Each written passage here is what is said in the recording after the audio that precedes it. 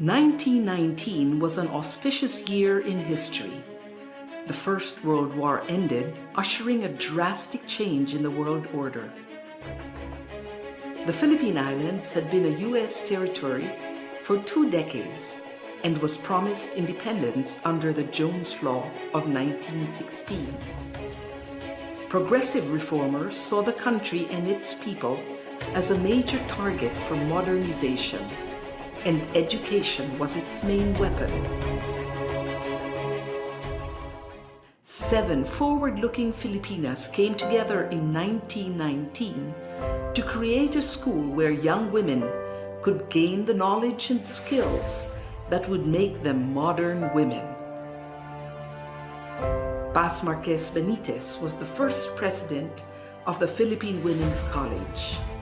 Jose Abad Santos was its first chairman of the Board of Trustees. Francisca Tirona Benitez was the second president, and with her husband Dean Conrado, guided the school from a house on A. Flores Street to its iconic Taft Avenue campus. In 1932, the college became a university, making PWU the first university for women in Asia founded by Asians. It provided a space where innovations in education flourished, and young people were encouraged to be the best that they could be.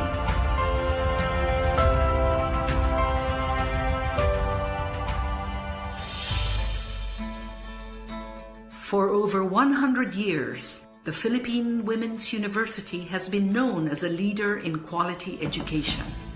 In 1934, PWU moved into its main campus on Taft Avenue, and since the 1970s has been co-educational.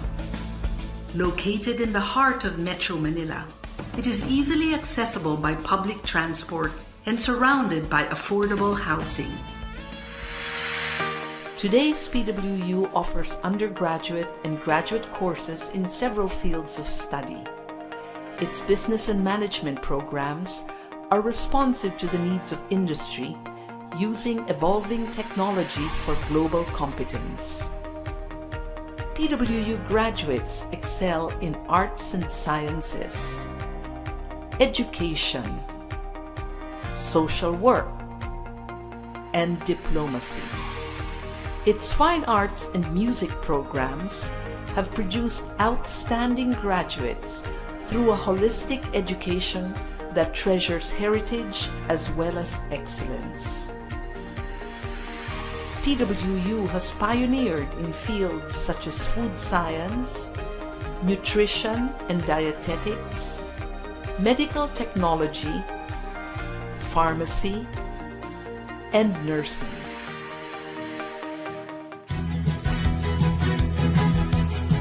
PWU continues to play an essential role in producing graduates who possess the skills that make them competitive in the country and anywhere in the world.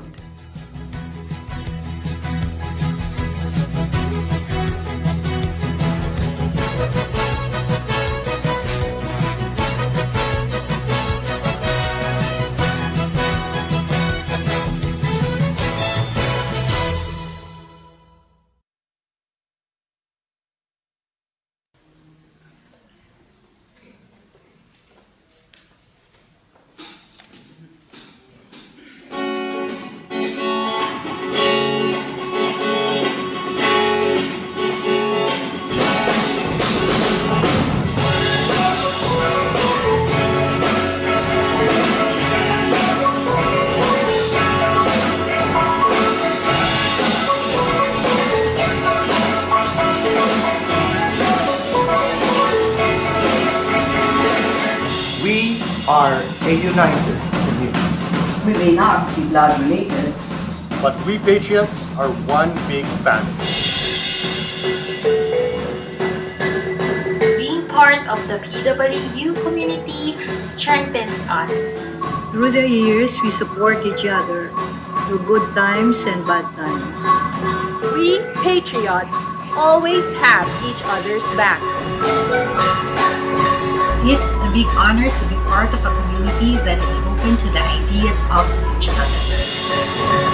Drives us to excel and be the best version of ourselves. That's the standard of excellence that we Patriots strive for. I'm thankful that this community lets us be who we want to be. We thrive because we accept each other for who we are. And like a family, we treat each other equally. Actually, PWU gave us a home and helped us to be a patriot in society. We may have different individual drums and instruments, but we march with the same beat together as one united community. Do you want to march with our community of patriots?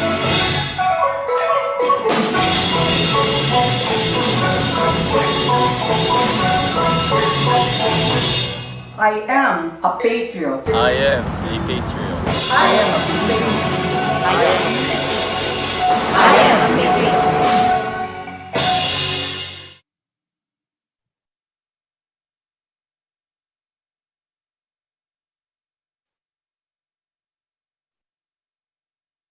Alright, good day, Assalamualaikum, ni hao, and mabuhay. I hope everyone has a pleasant day. The reason why I greeted you so is because I would like to acknowledge the presence of our audiences, not only in the Philippines, but also around the world, specifically USA, China, and Indonesia. I am Jeremiah Bala, your host for today's session, hailing from the Philippine Women's University. You can call me Mia, and I'll be glad to assist you for today. I would like to extend to everyone a warm welcome to all of you. We appreciate you taking off from your busy schedule to join us today. So from the bottom of our hearts and all those involved in organizing this webinar, thank you very much. We, the postgraduate students taking up Doctor of Philosophy in Nursing, who are currently enrolled in the subject PhD 606, Healthcare and Quality Improvement, under our great and inspiring professor, Dr. Mark D. Santos, have prepared a very interesting topic to help us gain more knowledge in the said subject. The theme of our session is Quality Improvement, its impact on healthcare delivery systems, to be discussed by international, well-esteemed professors from University of Indonesia and University of Texas Health Science, respectively.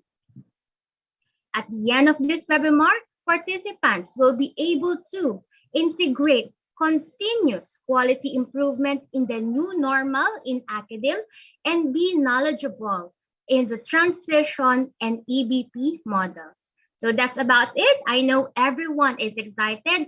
Hi also to those watching us live. Good morning, ni hao, assalamualaikum, and mabuhay. Please do not forget to hit like, share, and comment down below and subscribe to our official pages.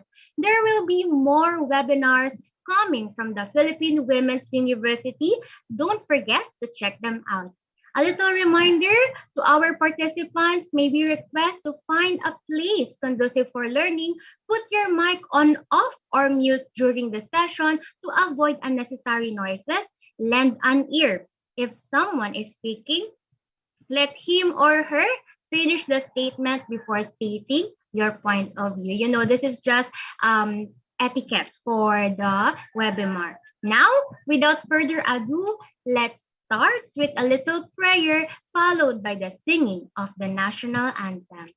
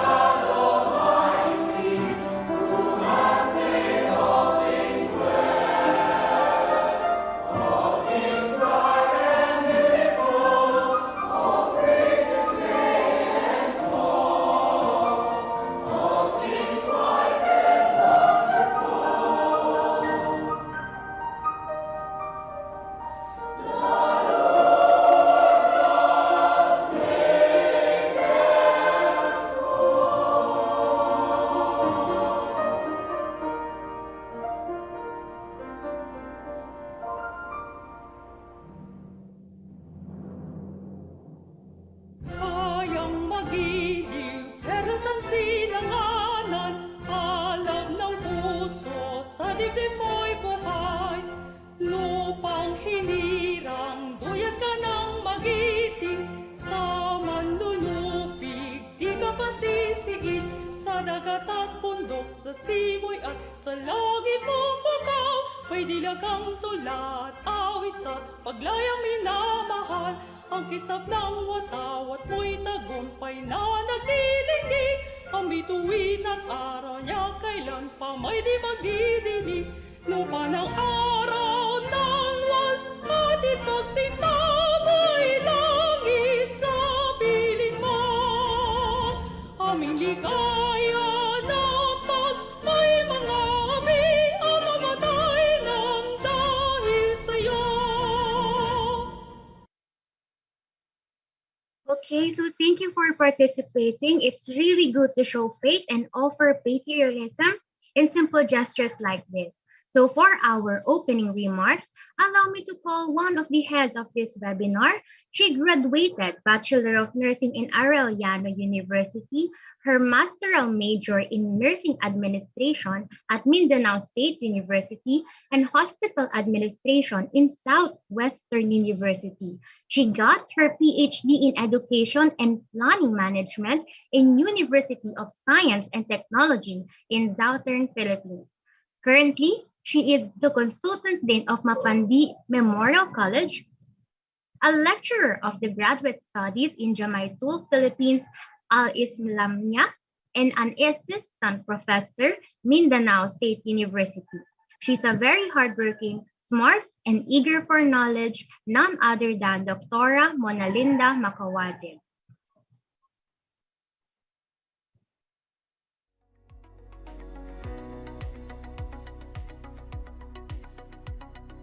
Thank you so much to the dearest angel of our team, our smart and gorgeous Master of Ceremony, Miss Jeremiah Abala. To our distinguished resource speakers, Dr. Agus Sitseawan and Dr. Maria Janet Lapis Bloom, whom they will be introduced formally later. Our dearest professor, Dr. Mark Santos, colleagues in nursing professions, nursing students, ladies and gentlemen, Assalamu alaikum, and a pleasant morning to each and everyone. COVID-19 has produced an unprecedented disruptions in how healthcare is delivered and received. Disruptions include decrease in in-person healthcare visits, delays in diagnosis and treatment initiation, increased telehealth, and changes in treatments and monitoring. And they extend beyond these process-related effects. Indeed, the COVID-19 pandemic has induced changes within the healthcare system. And it is only with better appreciation for the impacts of these changes that further notification can be integrated into patient care to create a suitable healthcare environment for a post-pandemic world.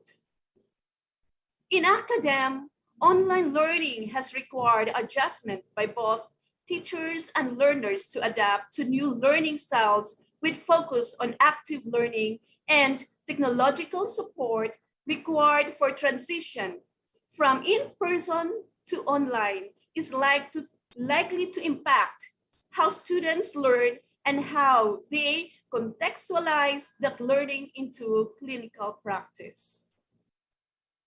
Overall, improving the quality and performance in the healthcare environment can help providers with reliable, cost-effective, and sustained healthcare processes and enable them to achieve their goal of improving care delivery and enhancing patient outcomes. Therefore, in this regard, on behalf of the organizing committee of this webinar, we are glad to and delighted to welcome you all to this webinar from the School of Nursing Graduate Studies entitled Quality Improvement, Its Impact to Healthcare Delivery System. Without much ado, sit back, relax, and enjoy listening to our subject matter experts as they fervently discuss and share their expertise with the current trends in integrating continuous quality improvement in the new normal in academia and updates on knowledge transition and EBP models. Again, I welcome you all on this humbling endeavor and good morning. Hey, thank you, Ma'am Mona Linda, for that opening remarks. I'm glad I was able to hear you as it speaks volume for continuous quality improvement. And guys, so thank you very much. Now I feel that you are all motivated and really looking forward for the agenda for today. Just a little reminder again, you may prepare your questions and use our chat box for the Q&A session later. We will have Q&A session for your questions. Please observe online etiquette at all times. We would also like to remind everyone that by attending this webinar, you will obtain a certificate of attendance after filling up our evaluation form. Okay, so I already have a fair share of screen time. So I shall not waste any more of your time. So let me call on a professor and head of the Career Development Center, Bureau of Budi Luhur Institute of Health Science from Sykes Budi Luhur College in Indonesia. He is also our PWU alumni from Graduate Studies, Masteral in Nursing, the brilliant and excellent nursing professor, Mr. Ando Haki, to introduce our second speaker. Good morning, everyone. Could you hear my voice, Miss Mia? Yes, sir. Go ahead. Okay. Thank you very much. Good morning, everyone. Hopefully, you will be enjoy with this webinar this morning. Okay, allow me to introduce the speaker, first speaker. Name of Dr. Agustiawan. He is associate professor. Dr. Agustiawan is community health nurse with specialization in community-based intervention, child health, access to healthcare, human research for health, and health inequalities. Being both academician and public health practitioner, he has a mixed experience of generating evidence and translating into program and policy. His skills include module and hot work mentoring, curriculum development, and research proposal development, and operational research. The education of Dr. Agus, it's University of Technology, Sydney, Australia for doctoral in nursing, University of Technology, Sydney, Australia for Master of Nursing, and University of Indonesia for Bachelor of Nursing. Let us call on Dr. Agus Setiawan as our first speaker.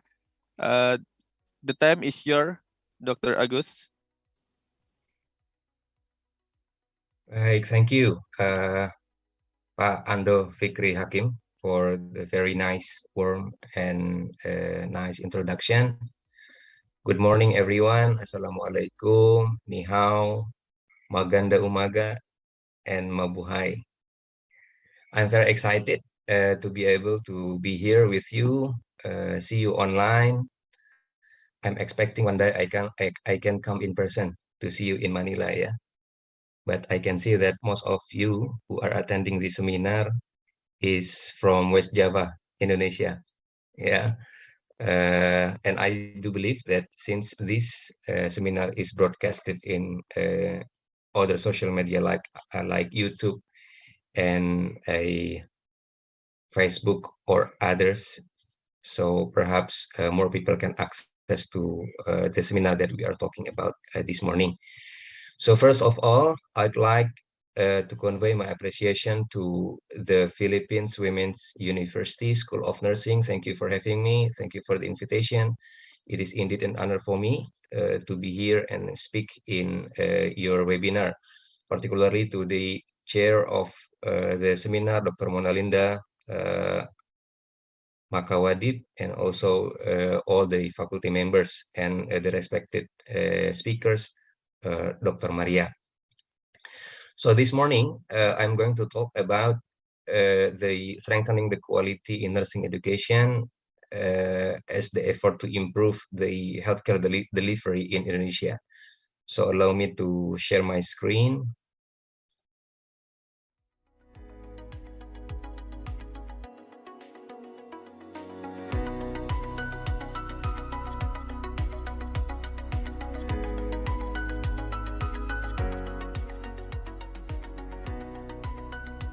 So can you see my screen? Yes, Doc. Yeah. So I will start in this presentation. I will start with giving you an overview about Indonesia and Universitas Indonesia, where I'm coming from as the context. And then a little bit, I'm going to give an overview about the Indonesian healthcare system, because when we talk about healthcare delivery, it is one of the subsystem in Indonesia healthcare delivery system, and one of the another important sub healthcare system in Indonesia is human resource for health, where nursing education is very related to this subsystem. Yeah, and then I will go down into nursing and nursing education in Indonesia. So because this morning I'm speaking on behalf Faculty of Nursing Indonesia and also the president of the Association of Indonesian Nursing Education Center. So I will talk from my perspective from education. So when we talk about the quality improvement in healthcare delivery system, so we need to start from the education, and then to make sure that the graduates are quality assured. We need to make sure that our graduates are ready to work and can provide safe practice to the patients. And then afterwards, they're going to be the quality assurance in the healthcare facilities.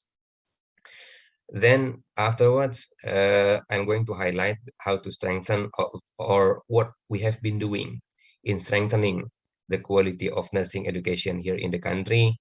And in the last part of the presentation, I'm going to discuss about the challenges and impacts on healthcare delivery system. Let me start with Indonesia.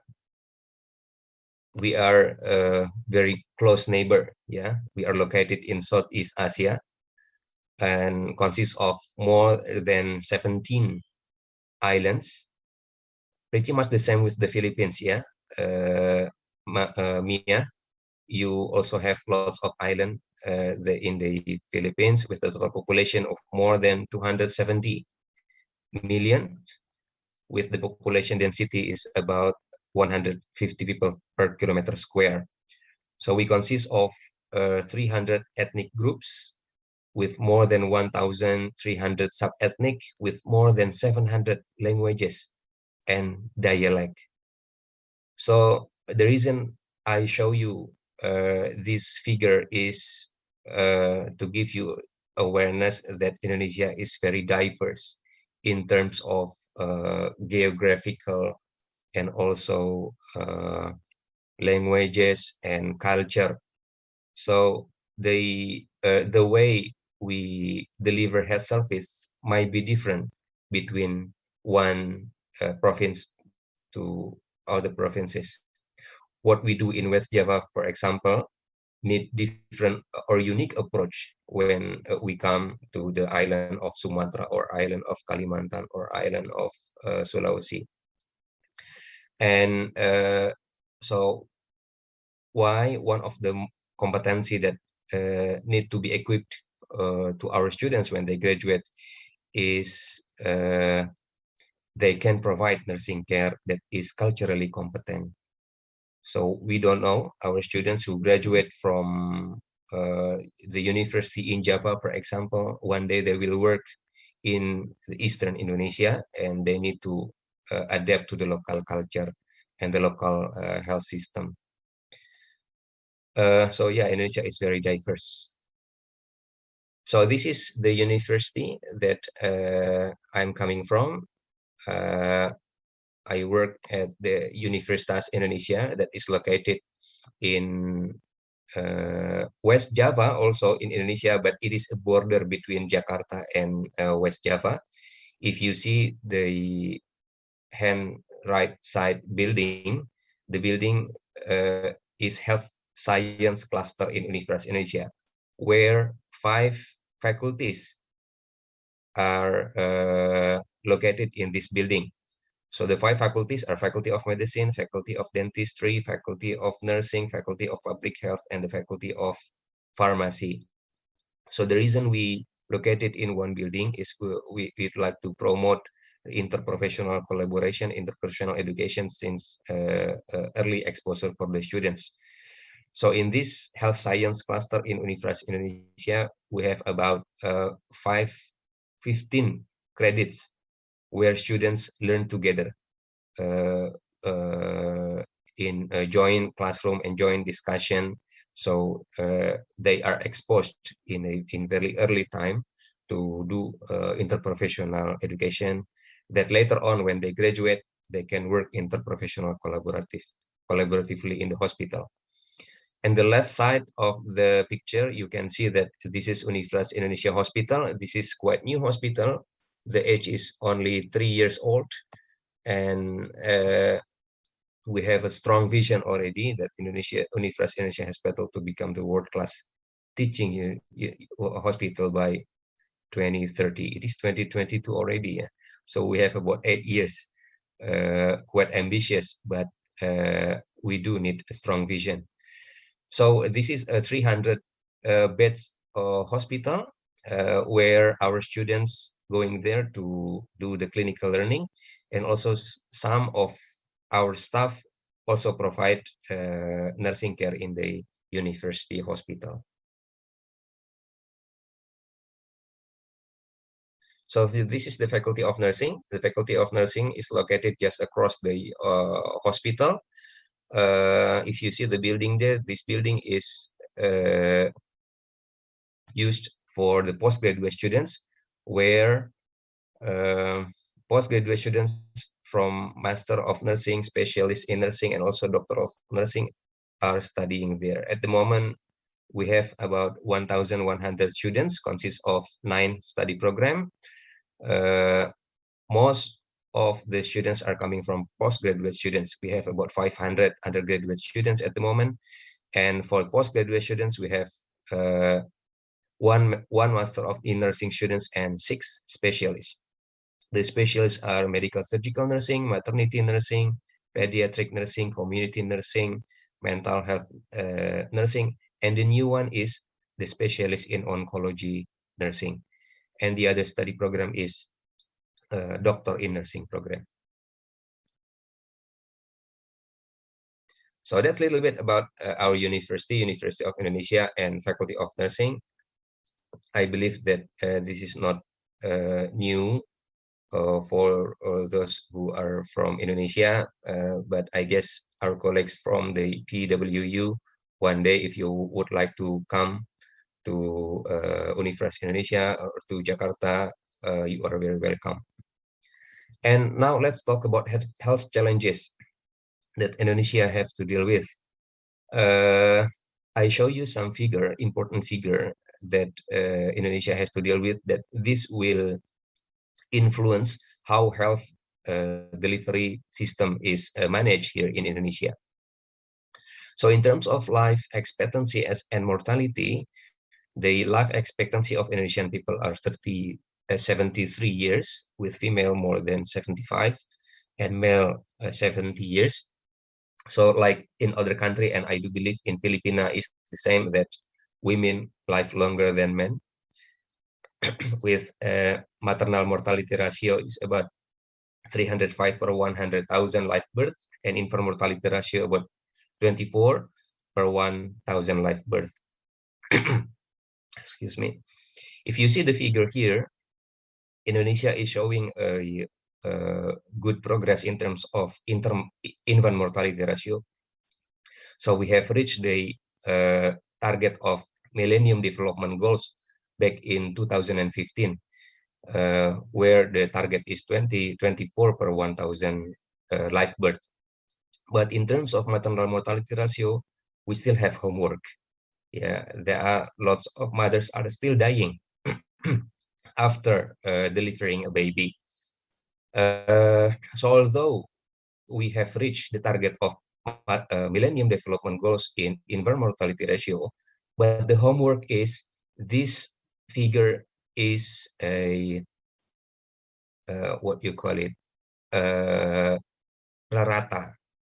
Argi, what is a rata? Average number, yeah.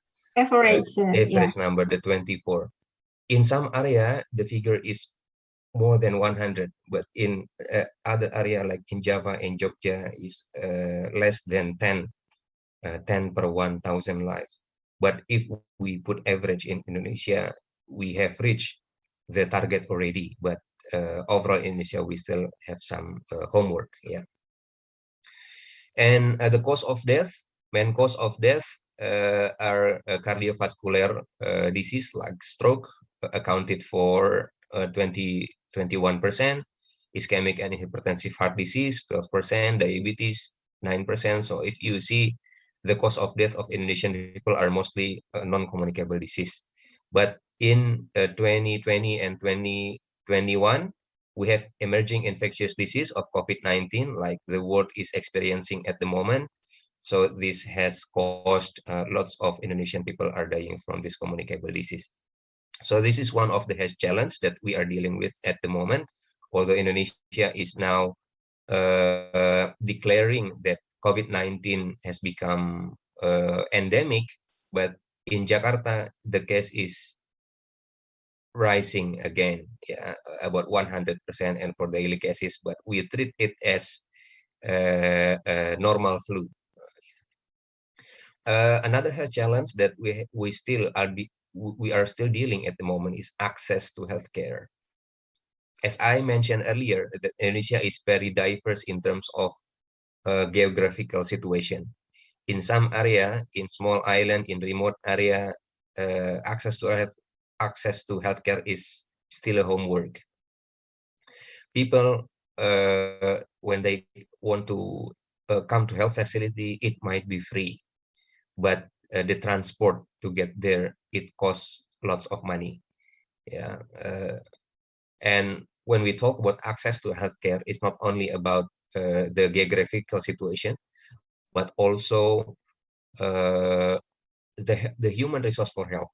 Sometimes in remote area, the community health center is there, the puskesmas is there, but there is no professional health workforce who resided in the puskesmas or in the community health center, or there is no doctors resided there.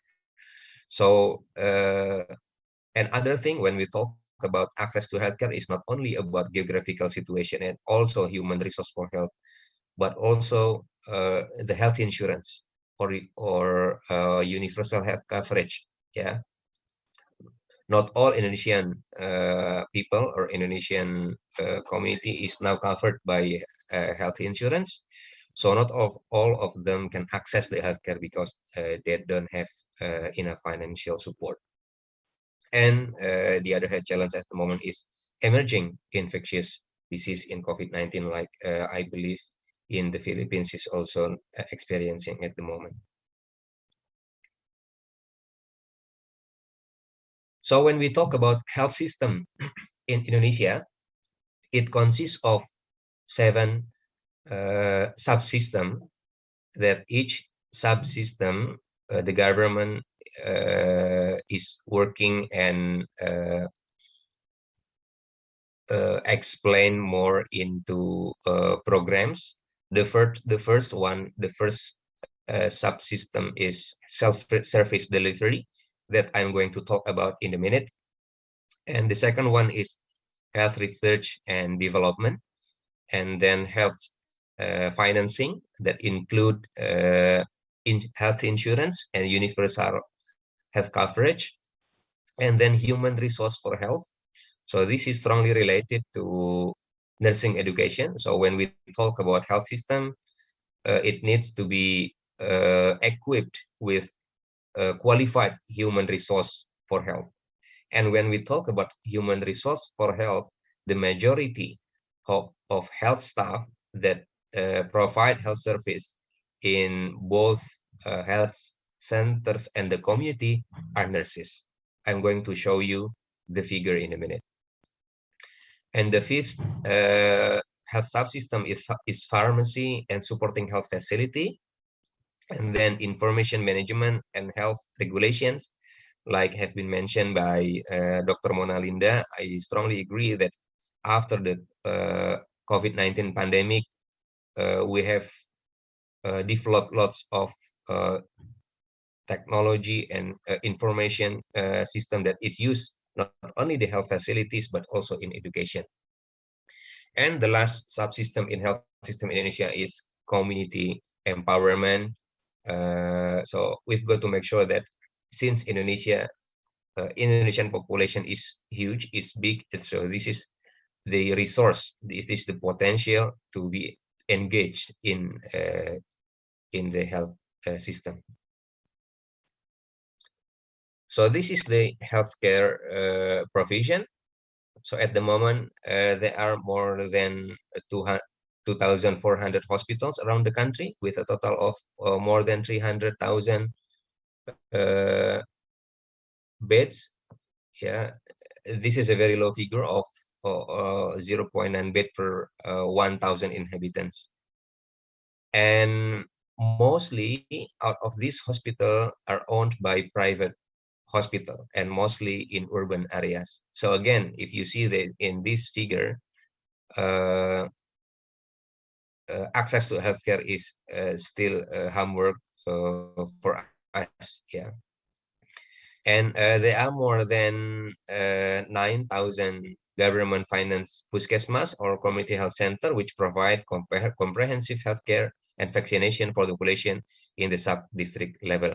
So Indonesia's community health system are organized in 3 tiers: community health center in puskesmas or in district level, and health sub-center in sub-district, or we call in Bahasa Indonesia is in kelurahan level, and village level integrated post, or what we call like posyandu, polindes.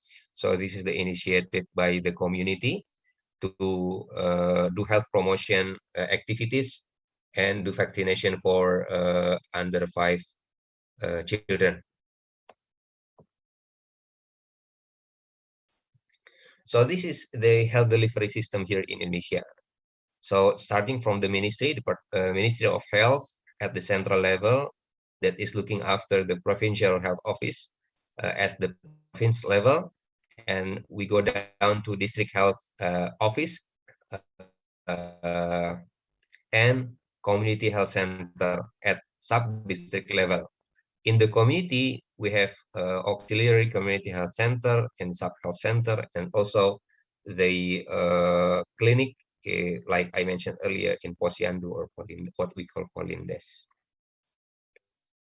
So this is the referral system from the bottom one is at the personal and family level. So we do lots of health promotion to promote self-family health effort. Yeah. And then in the right hand side, you can see that the facility that we used where the family can use this health facility or human resource to help them. So we have health cadre in the community, and then we go up to the public health facility like Posyandu. So this is initiated by the community. We call that UKBM, or Usaha Kesehatan Berbasis Masyarakat, or the community-based health service like Posyandu, Polindes, and other. And then we go up to the primary health center. The facility is we call a community health center. This is provided by in the private one, we have private medical practice like family doctor, community health center, clinic, and others. Yeah, and we go up to secondary. So if the patient cannot be treated in the puskesmas or the primary health center, then they will be referred to the secondary one in Regency or City Health Department, and then This is the type C hospital, basically the hospital that consists of less than 200 beds. Yeah, and then we go up to the tertiary one under the Ministry of Health and the provincial level. We call this as the vertical hospital that exists in the province. So this is the nurses in Indonesia. So when we talk about health system, when we talk about health service delivery, we cannot separate from the one who provide the health service. And human resource for health, one of the subsystem that is most important one is human resource for health. And when we talk about human resource for health, the majority of human health resource in Indonesia are nurses. So the number of nurses in Indonesia back in 2021, I haven't got the number in 2022, is more than 645,000 plus people, because every day this data is continuing or very dynamic each day. And we consist of almost 30% of health workers. In Indonesia, the health workers, there are about more than 21, yeah. But those who provide direct service to the patients, we account for almost 50%. So one out of two of the one who come directly to the patient are nurses. As we can see in the figure there, there are nurses, GP, specialists, dentists, pharmacists, midwife. Most of them are nurses. 30% work in the community and 88% work in the cities. So if we can see it in this figure, we can say that nurses are predominant. Nurses are strongly influenced of how health delivery is provided here in the country. And nurses will determine whether the quality of care is received by the community. Yeah. So the quality of nurses, starting from when they graduate from the school of nursing, is very important. Yeah. So I guess this is very relevant to the topic that we are talking about this morning. When we talk about the quality improvement in the health service delivery, we should start from the education. And this is quite interesting fact, yeah, that the WHO has declared back in 2020 was the year of nurses and midwives. Did you remember? Back in 2020, the theme of International Health Day was the year of nurses and midwives. So why they declare the year of nurses and midwives as the theme of the year? Because the WHO predict that in 2030 the world will need about 3 million nurses. There will be a shortage of nurses in the next 10 years. And the government in the world need to invest to provide a quality nursing education to prepare the world in the next 10 years. Yeah. So this is the nursing education development here in Indonesia. We start the education in Diploma of Nursing back in 1962, and then we start the Bachelor of Nursing in 1985. I think the Philippines has started very earlier from Indonesia, like PWU started in 1919, and I do believe that at the moment in the Philippines, there is no more diploma in nursing. Your education for nurses started from the Bachelor of Nursing. Yeah. And then we start the program of professional nurse or nurse afterwards. And in 1998, we start the education in graduate nursing. And back in 2008 until now, we have a doctor in nursing program. So this is the total nursing education institution in Indonesia. The diploma of nursing at the moment is more than 420 plus, yeah, and for the faculty of nursing who conduct the baccalaureate nursing school is about 345 now as the member of the INEC. So this is the type of nursing education here in Indonesia. So we have vocational nurses. So this is the three-year nursing diploma education with a minimum level of education required to practice as a nurse. And then professional nurses, or we call nurse. This is professional education in the field of general nursing. They will do this after they finish the education as a bachelor of degree with the clinical rotation for 1 year. And then graduate program, master and specialist, they completed nursing specialist education or master program that involve clinical residency in specialty focus area, and then graduate nursing education. So this is the pathway of how a person can do nursing here in Indonesia. When they graduate from high school, they can do a 3-year diploma education, or they can go straight to professional nurse education that consists of Bachelor of Nursing and clinical rotation. Or when they graduate from the diploma, they can also continue to professional nurse education. And then they can do the master program in non-nursing or leadership and management in nursing, or they can do the specialist nursing program in lots of areas, in medical surgical nursing, maternity nursing, pediatric nursing, mental health nursing, or in the community nursing. At the moment, here in our university, in our faculty, we have new specialist program in the area of oncology nursing.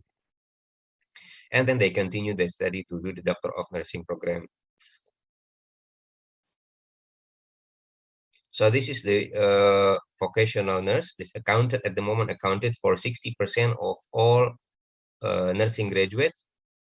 So mostly the nurses who work in the hospital at the moment in Indonesia, their background are vocational nurse, but the government are working very hard to upscale their education to be Bachelor of Nursing and professional nurse, which with intake requirements in your high school, the comprises of in-class session and clinical practice, and offered by institution managed by Ministry of Health and private institution. So this is the curriculum. It consists of 80% national standard curriculum and 20% of local curriculum. This guided by the goal of national education, ethic of science, and community needs. So they will conduct in 6 semesters in length, consists of 40 subjects, comprised of 3 major areas like theoretical science, professional nursing, and clinical nursing.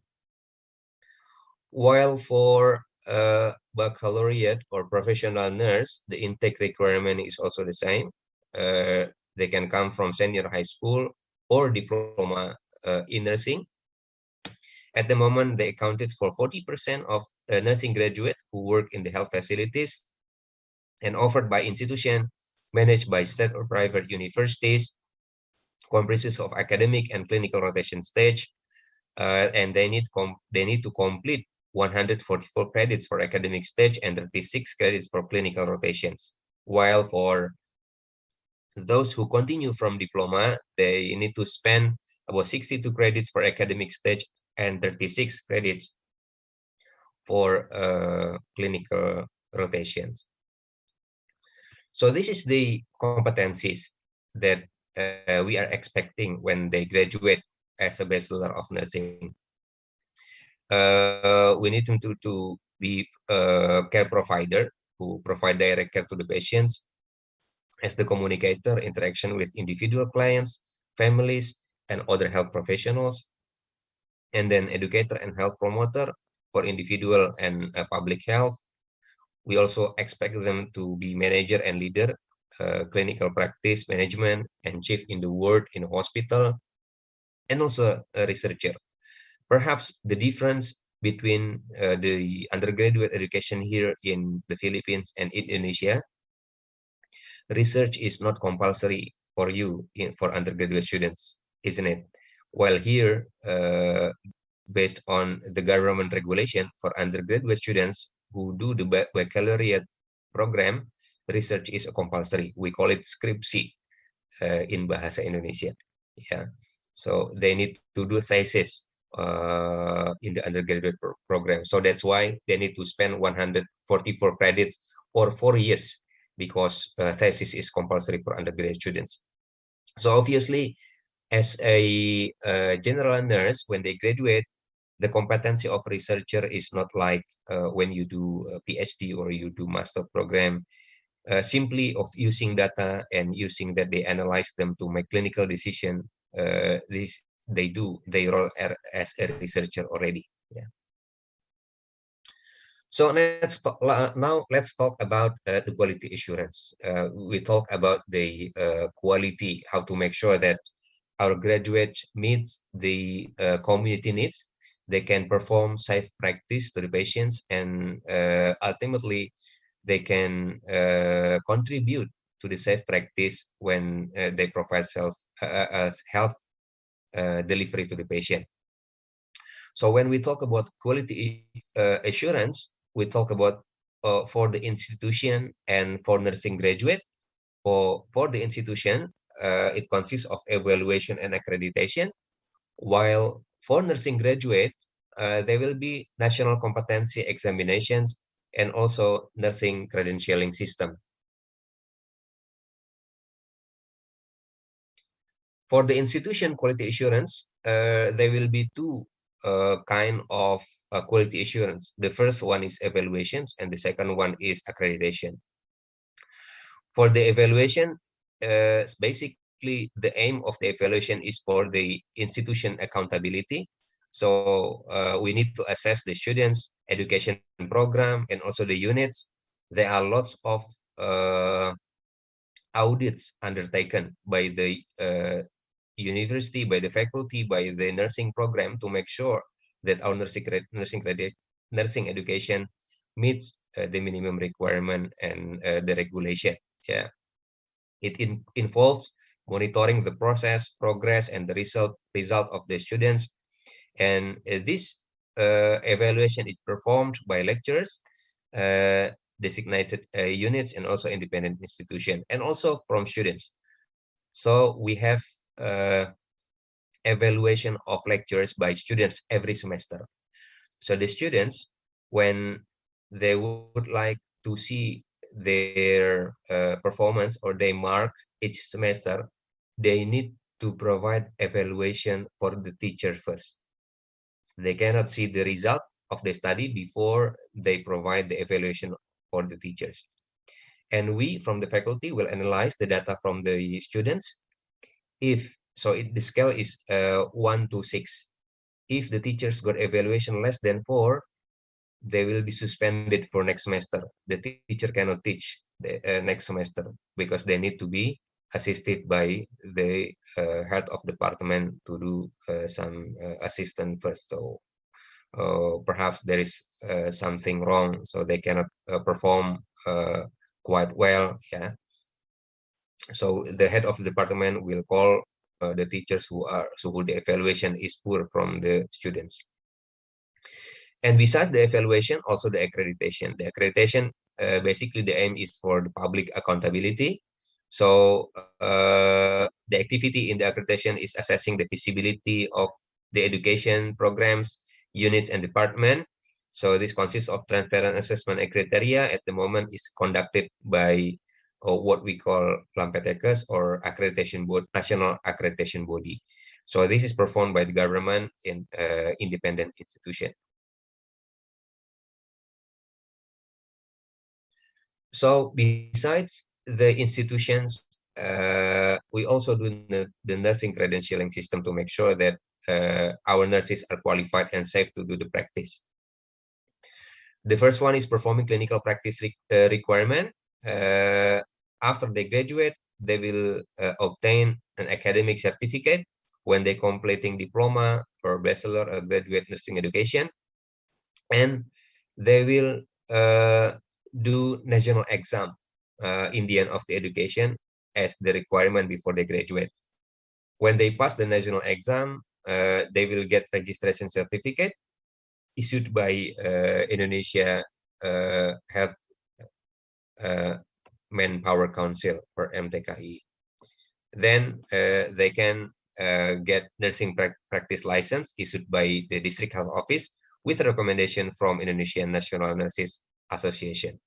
And registration certificate is mandatory for them to do their practice.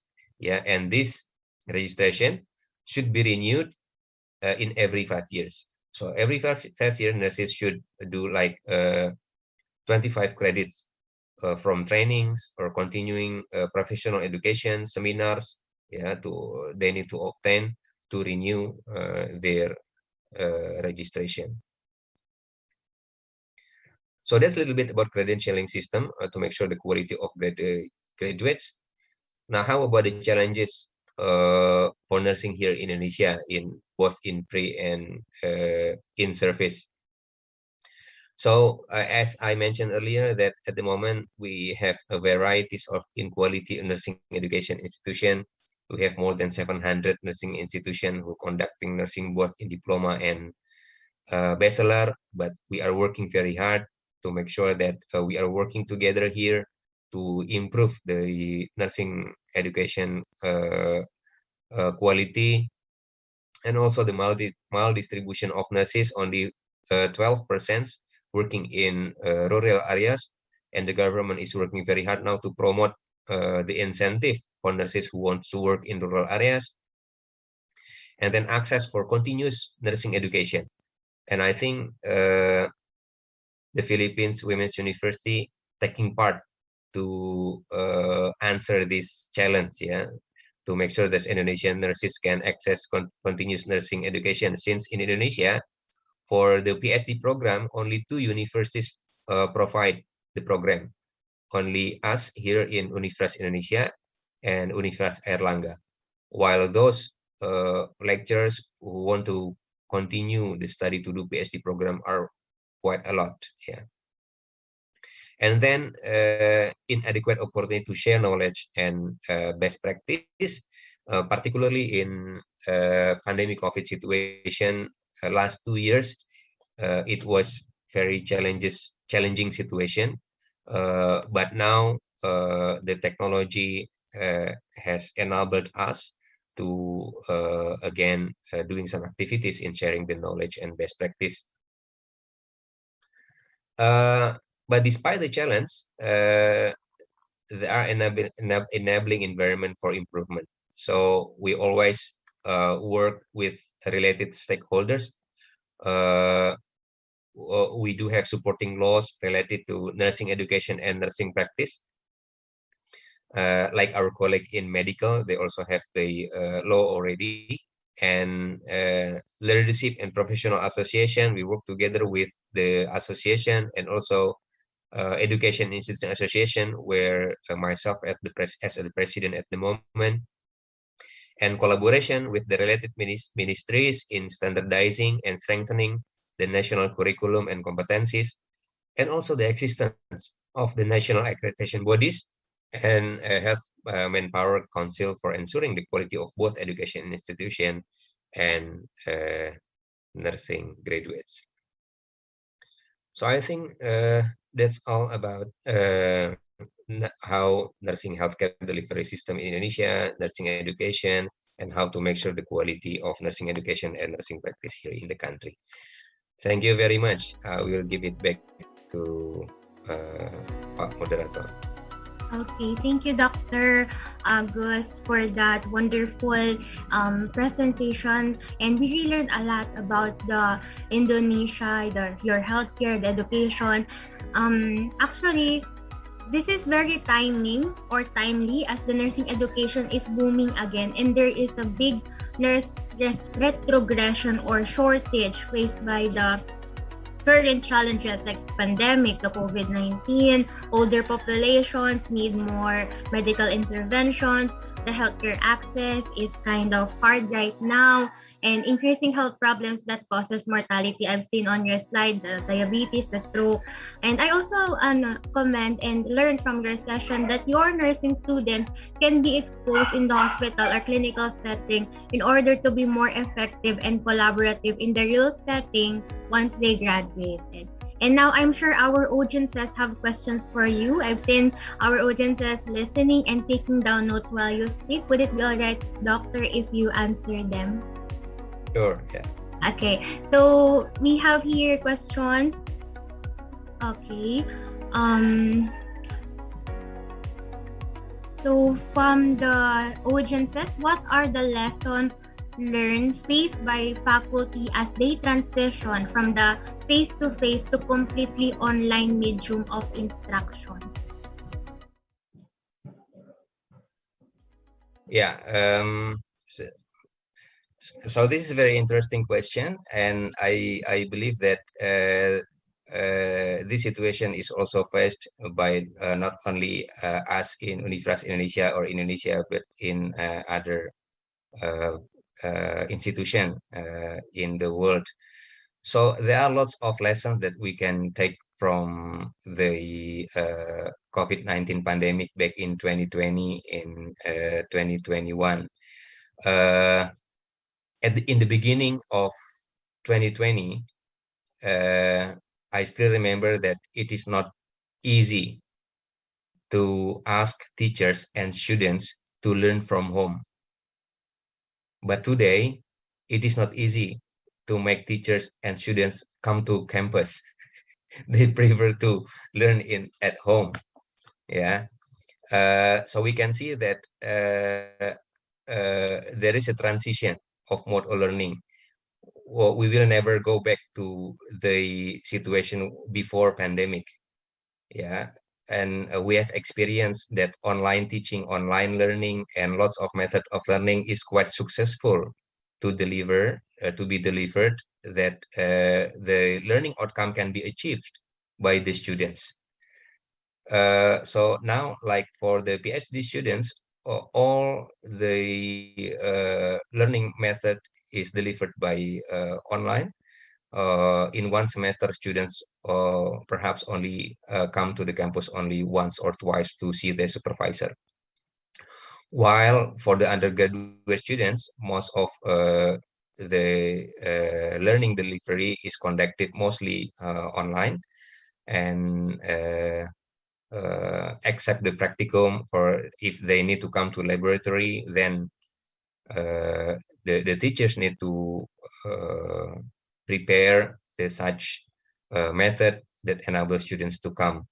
Because until now, in the new normal, although we have free from the pandemic, but still we need to continue the new normal. Like we need to keep the distance, for example, the facility for washing hands, the use of mask in both in the class and in the laboratory, to make sure that there is no new transmission of this COVID-19.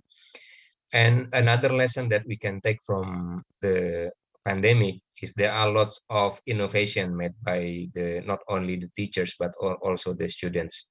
For example, for the clinical laboratory, one of the lecturers working with the students developed simulation virtual reality that enable the students do the practicum from distance, from home, and the teachers can observe from distance.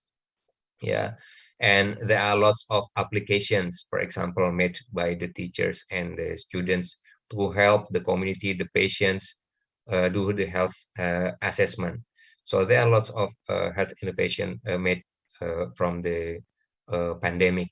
So this lesson we can take, and after pandemic, obviously we will continue the method that is feasible, but face-to-face learning is also conducted to some of the topic of the learning. So that's perhaps my response to the question, Mia.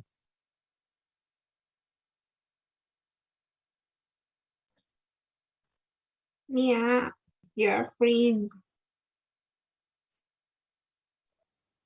Miss Mia.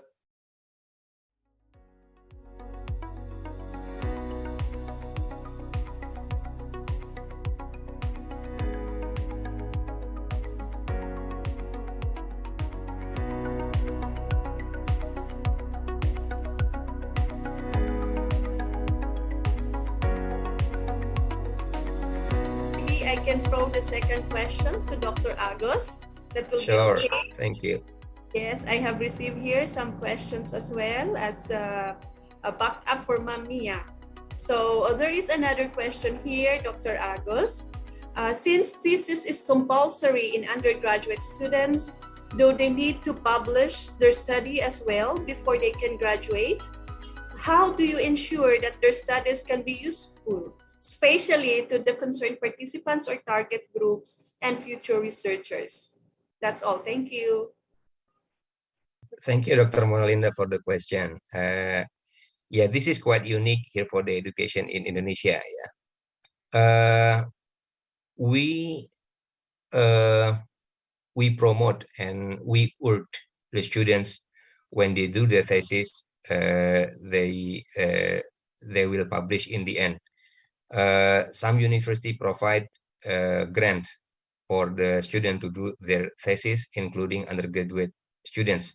Like myself, I have students under my supervision.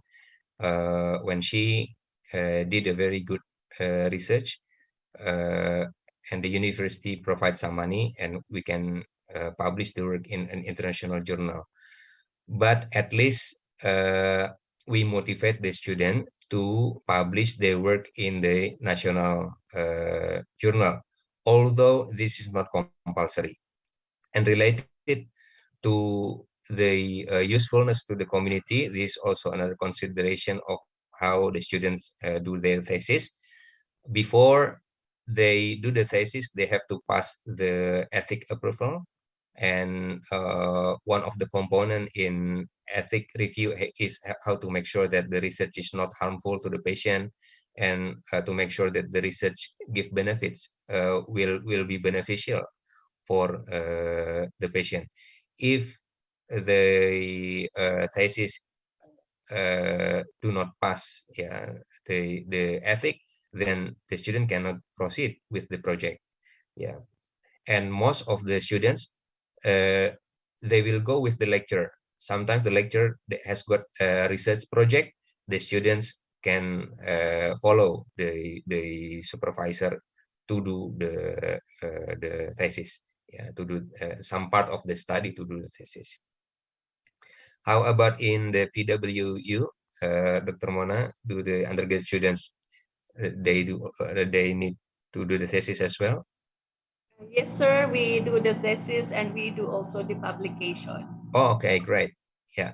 Yes, doctor. Thank you so much. Thank you for answering the question. Now I will throw back the floor to our beautiful and gorgeous moderator, Mia. Okay, I'm also shocked. Thank you, Ma'am Monalinda and Ma'am RG for helping me. Okay, Dean, thank you for the for the answering our questions. Now, I think this is the last question so far. Do you have a government committee that governs your nursing education across all the universities in Indonesia? And what do you think is the importance of the government in nursing education? Yeah, thank you. Government is a very important stakeholders here in regulating not only nursing but education. We have national standard of education here in the country under the Ministry of Education and Culture. And for medical education, for example, they have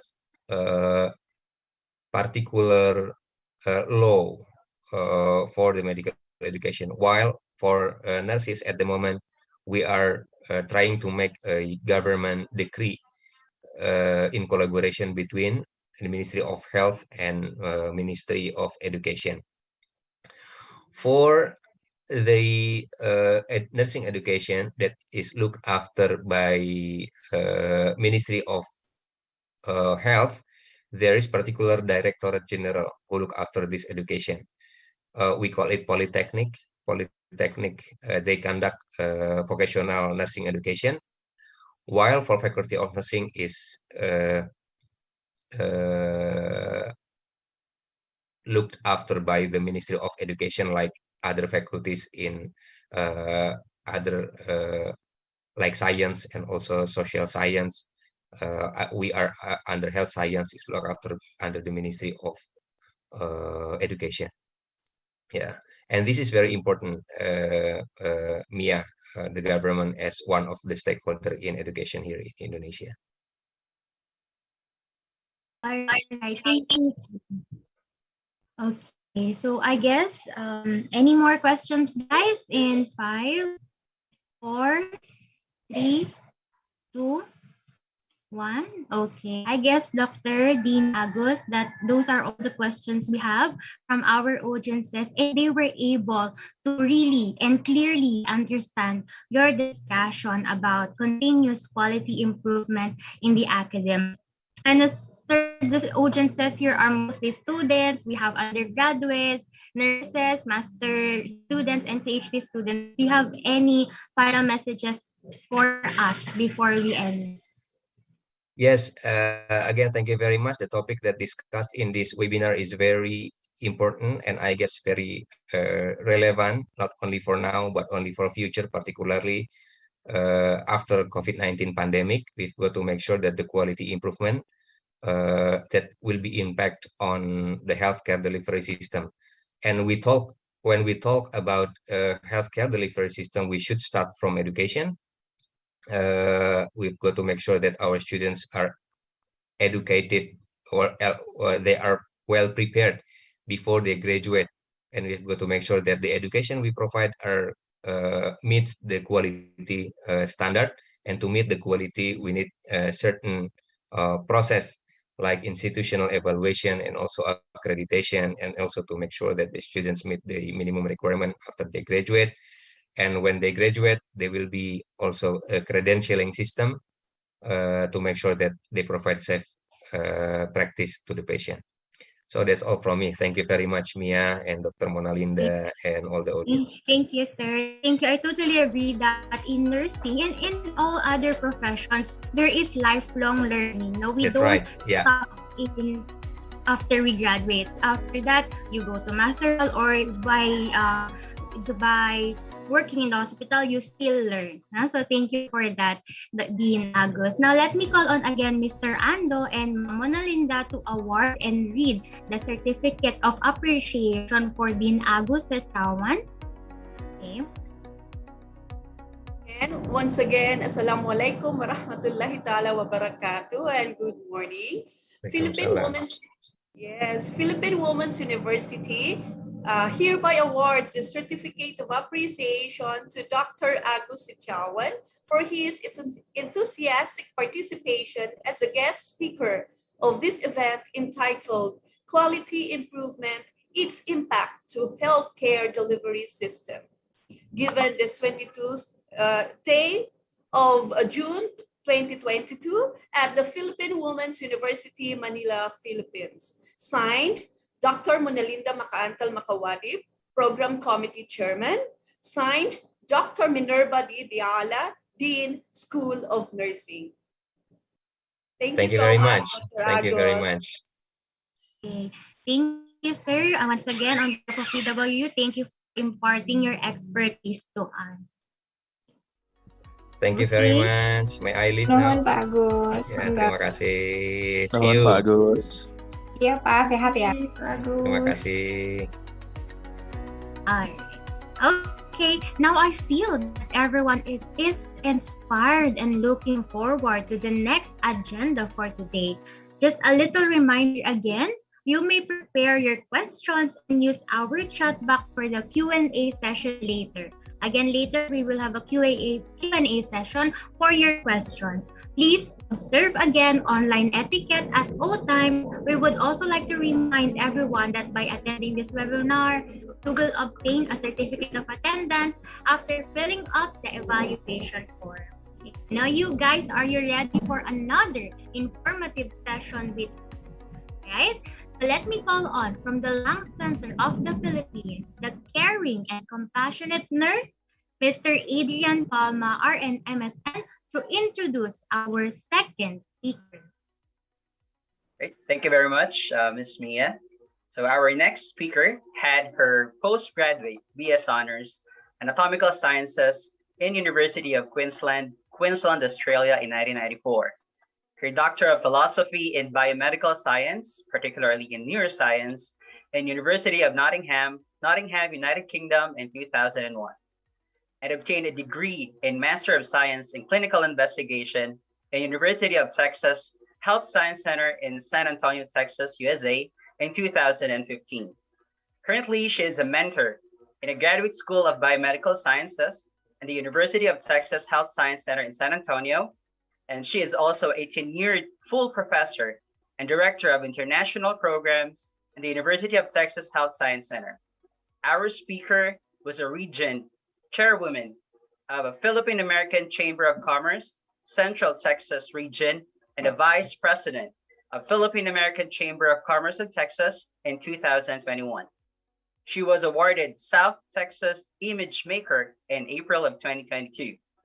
She has a recent research on COVID vaccination promotion among middle and high schoolers in South Texas, veteran community, online mindfulness support, and also about various diseases such as hepatitis, diabetes, and other cardiovascular in nature. She also has exemplar output on nursing education.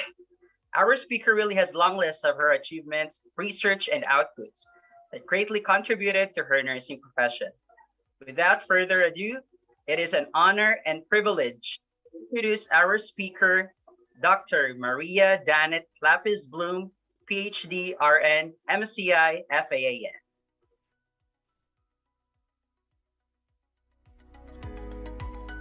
Thank you so much for that kind introduction, Adrian.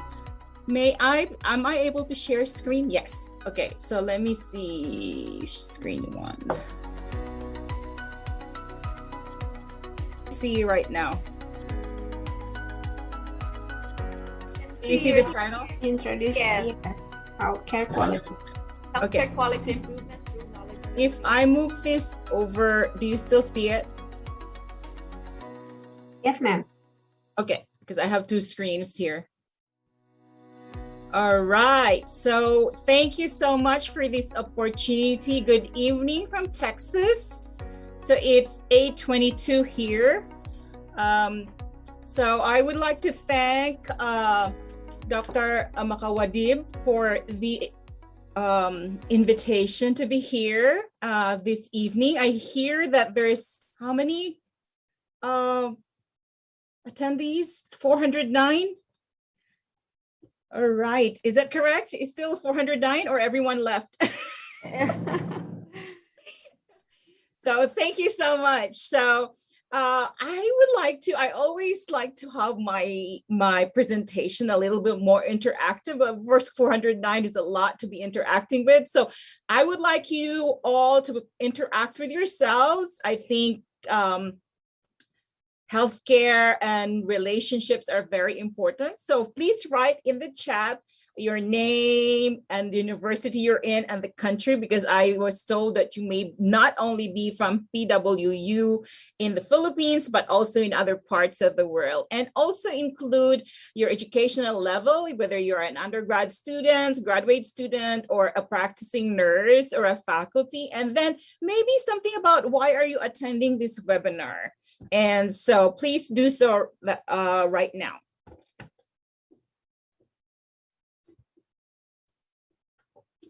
And I would have to have,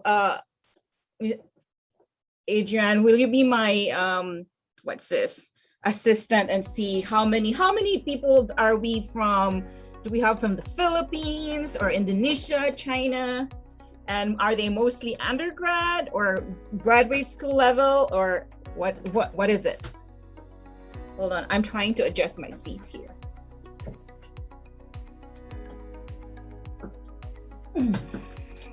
All right. Okay. So I was tasked with this enormous task of introducing quality. I was asked to talk about quality improvement process, and I have to go back to Dr. Mona Linda. It's like, it's such a big topic. You know, you could actually teach this the whole semester and still not know much about it. So I said, like, I'll just hone in one. And then when I thought you will all be graduate students, so you would have some background about it. But then I realized that you may not be all have backgrounds on it. So I'm kind of like step back and have like a little bit of basics, a little bit of like quality improvement models, and a little bit of like more graduate, so that there would be something for everyone. And then you could take home something that is important that you may find helpful. Because I always think that these events like this is not about me speaking to you, but it's you learning from me. Okay, so these are my objectives. So we're gonna hopefully by the end of this session, you're gonna talk about quality improvement. What is the definition of quality improvement? I think you talked about that with Dr. Angus. So I think that you probably know that, but I'm so sorry if it will be a repeat. Their methods called quality improvement, and then this newer science that is related to quality improvement, which we call the knowledge translations, science of knowledge translation, implementation science, and then models of knowledge translation. And really my hope is, after you're done with this session, is already think back to the things that you're experiencing where you are, and maybe think about a potential quality improvement project. So I think sometimes we think about quality improvement as something that's beyond us, but it's really something that you could also do within yourself. You know, if you want to lose weight, that's kind of a quality improvement project for yourself, right? And so let's think about those. So I want you to, while you're listening to these processes, I want you to kind of reflect, like, how can I apply the things that I've learned here to what I do where I am? All right. So I was given a copy of the topic, and it's healthcare. So I'm going to focus on healthcare. And I think this is really a nice kind of segue to what was the previous one, which talked more about nursing education. And now this is more practice. So what is quality? So the National Academy of Medicine, which used to be the Institute of Medicine, defines quality as really the increase of the likelihood to achieve desired health outcomes, okay? And then not only that, but there's actually an added to that is consistent with professional knowledge. So it's not just you kind of pulling things out of the air and, this is gonna work. No, this is about you applying what is research evidence or evidence-based interventions out there that you could bring into your clinical setting. So quality improvement, or QI, is a framework in order to systematically improve care. And you mentioned earlier with the teaching, that was QI for teaching. So I'm focusing more with patient care here. So its main really kind of mode is to standardize processes and structure, to reduce variation, and in order that more predictable results can be achieved, okay? And then by way of that, there will be improvement of what we call not only care, but outcomes for patients, the healthcare systems, and the organizations. So some of these structures may not be something that's just involved with the patient itself, but it includes technology, the resources around you, the human capital, as well as the knowledge capital. So I want you to understand that it's not just the person, or it's not just what the person is doing. It's really a whole complex study that looks at the overall things that are working together for an outcome, okay? So student, audience participation, my question is, have you participated in a quality improvement process, maybe in healthcare, or maybe in your school, or in your in your subjects if you are doing undergraduate classes. So A for yes, and if you did do it, share what it was about.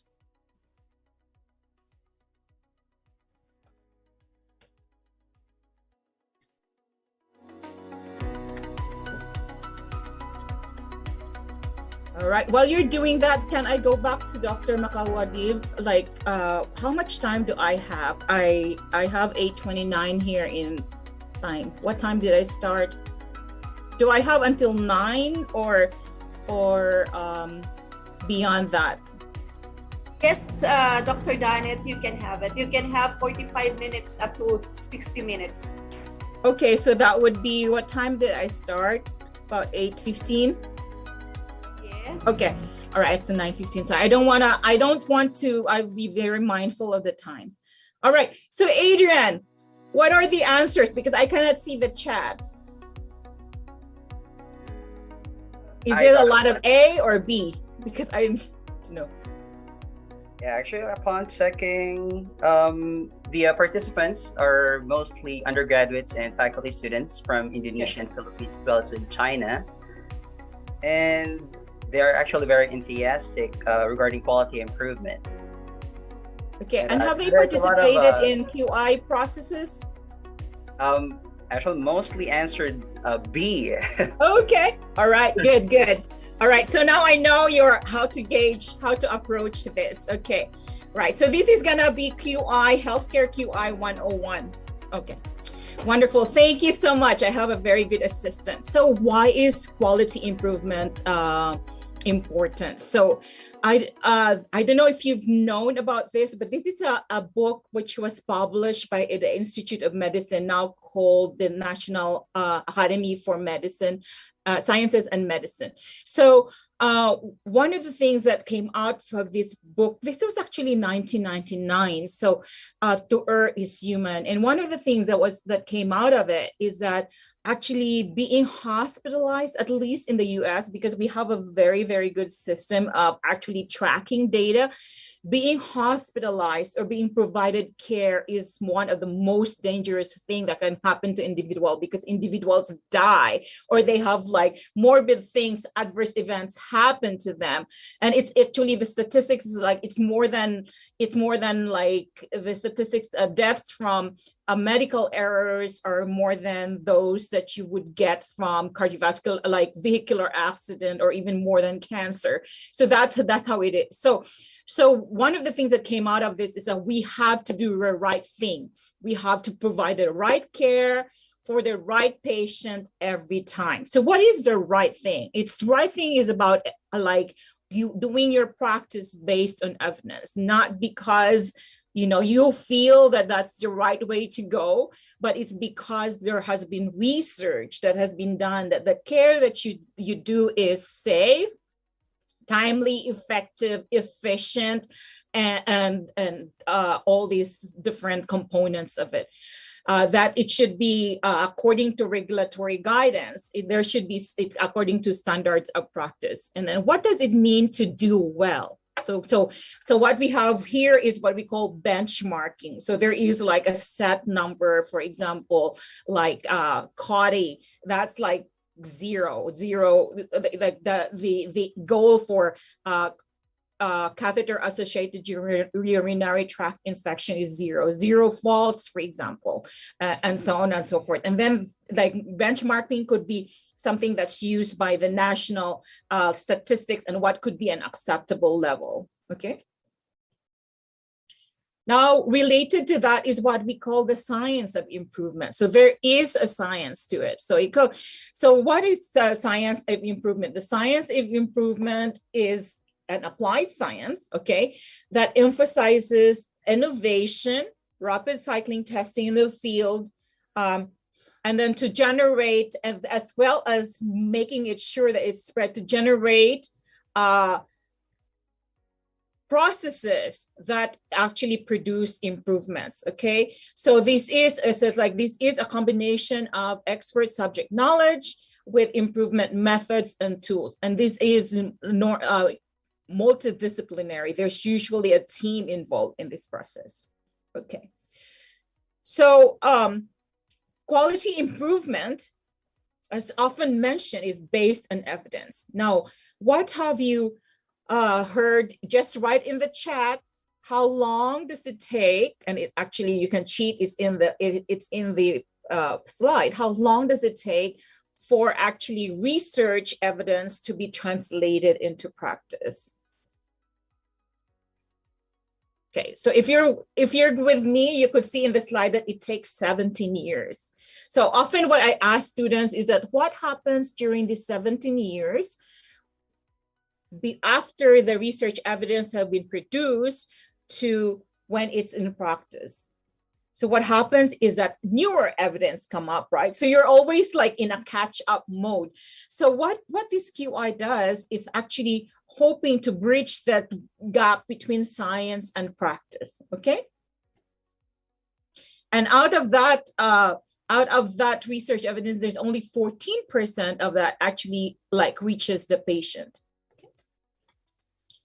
So in that way, QI, so there's a lot of evidence out there. It's like, I think, don't quote me on this, but I was once, and I didn't research this information, but I was told that there's about like 1,000 publications in any given day. So can you imagine that much of information that you need to kind of like follow through? So what needs to be done is having an organized approach, okay? So while the intervention you have is based on evidence, the context of where you're going to do the evidence is based on a specific setting, okay?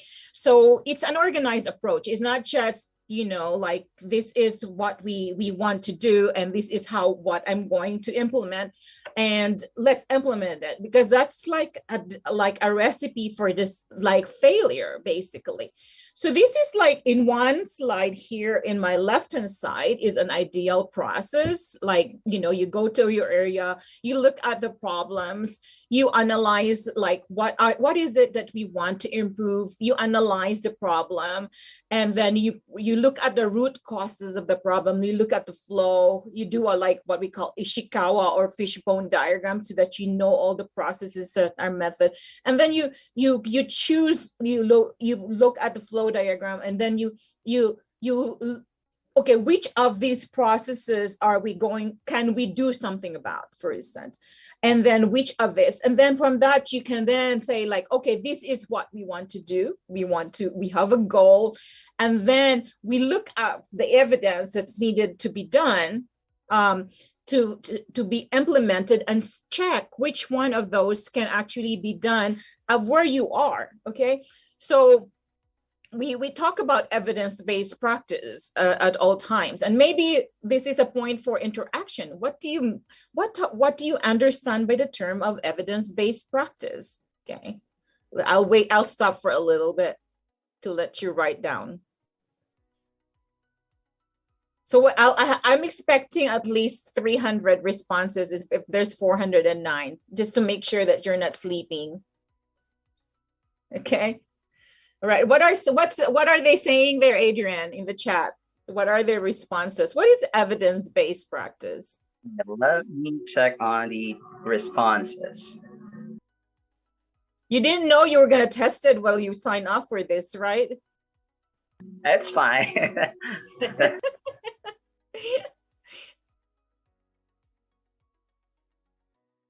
All right. Any answer that came out, or they're still writing? Yeah, it seems like they're still thinking about it. They're still thinking about it. Okay. All right. Okay, while you're writing that, I'm going to jump the gun because I don't have much time. So often when I ask students, like, what is evidence-based practice for you? And often they would answer, it's practice based on best research evidence. And I always tell them you're only 1/3 correct. Because evidence-based practice is actually like it's like a Venn diagram when you were like, you know, when you were learning about all this, what is the same, and like, it's actually best research evidence is only one component of it. Another component of it is the clinical practice, you know, the expertise of the individuals who are going to do the implementation activities, and then you would have the patient preferences. So a classic example, like examples of that, is that, for example, there is like let's see, maybe COVID would be a good example. What's the evidence-based practice for COVID? Okay, so vaccination protects us from infection. Okay, so there is good evidence about that. Now, is it available where you are? So if it's not available, even though how good you are in your intention of wanting to implement, best evidence out there, if vaccine is not the right vaccine is not available where you are, you can't do that. Okay. Now, granting you know the best evidence, you have the vaccine. What if the patient does not want it? Okay. So then it's a moot point, because you can't do your evidence-based practice because your patient is not willing to do it. So that's, I think, the most concrete example. So this is where the choose an option to implement comes into play. It has to be appropriate to where you are, and it's acceptable to the players, to all the stakeholders. And then you plan the change, implement, and test changes. This is embodied in one of the models that you probably often would hear. This PDSA cycle, which stands for Plan, Do, Study, Act. And within this, you can see plan is the first one, PDSA.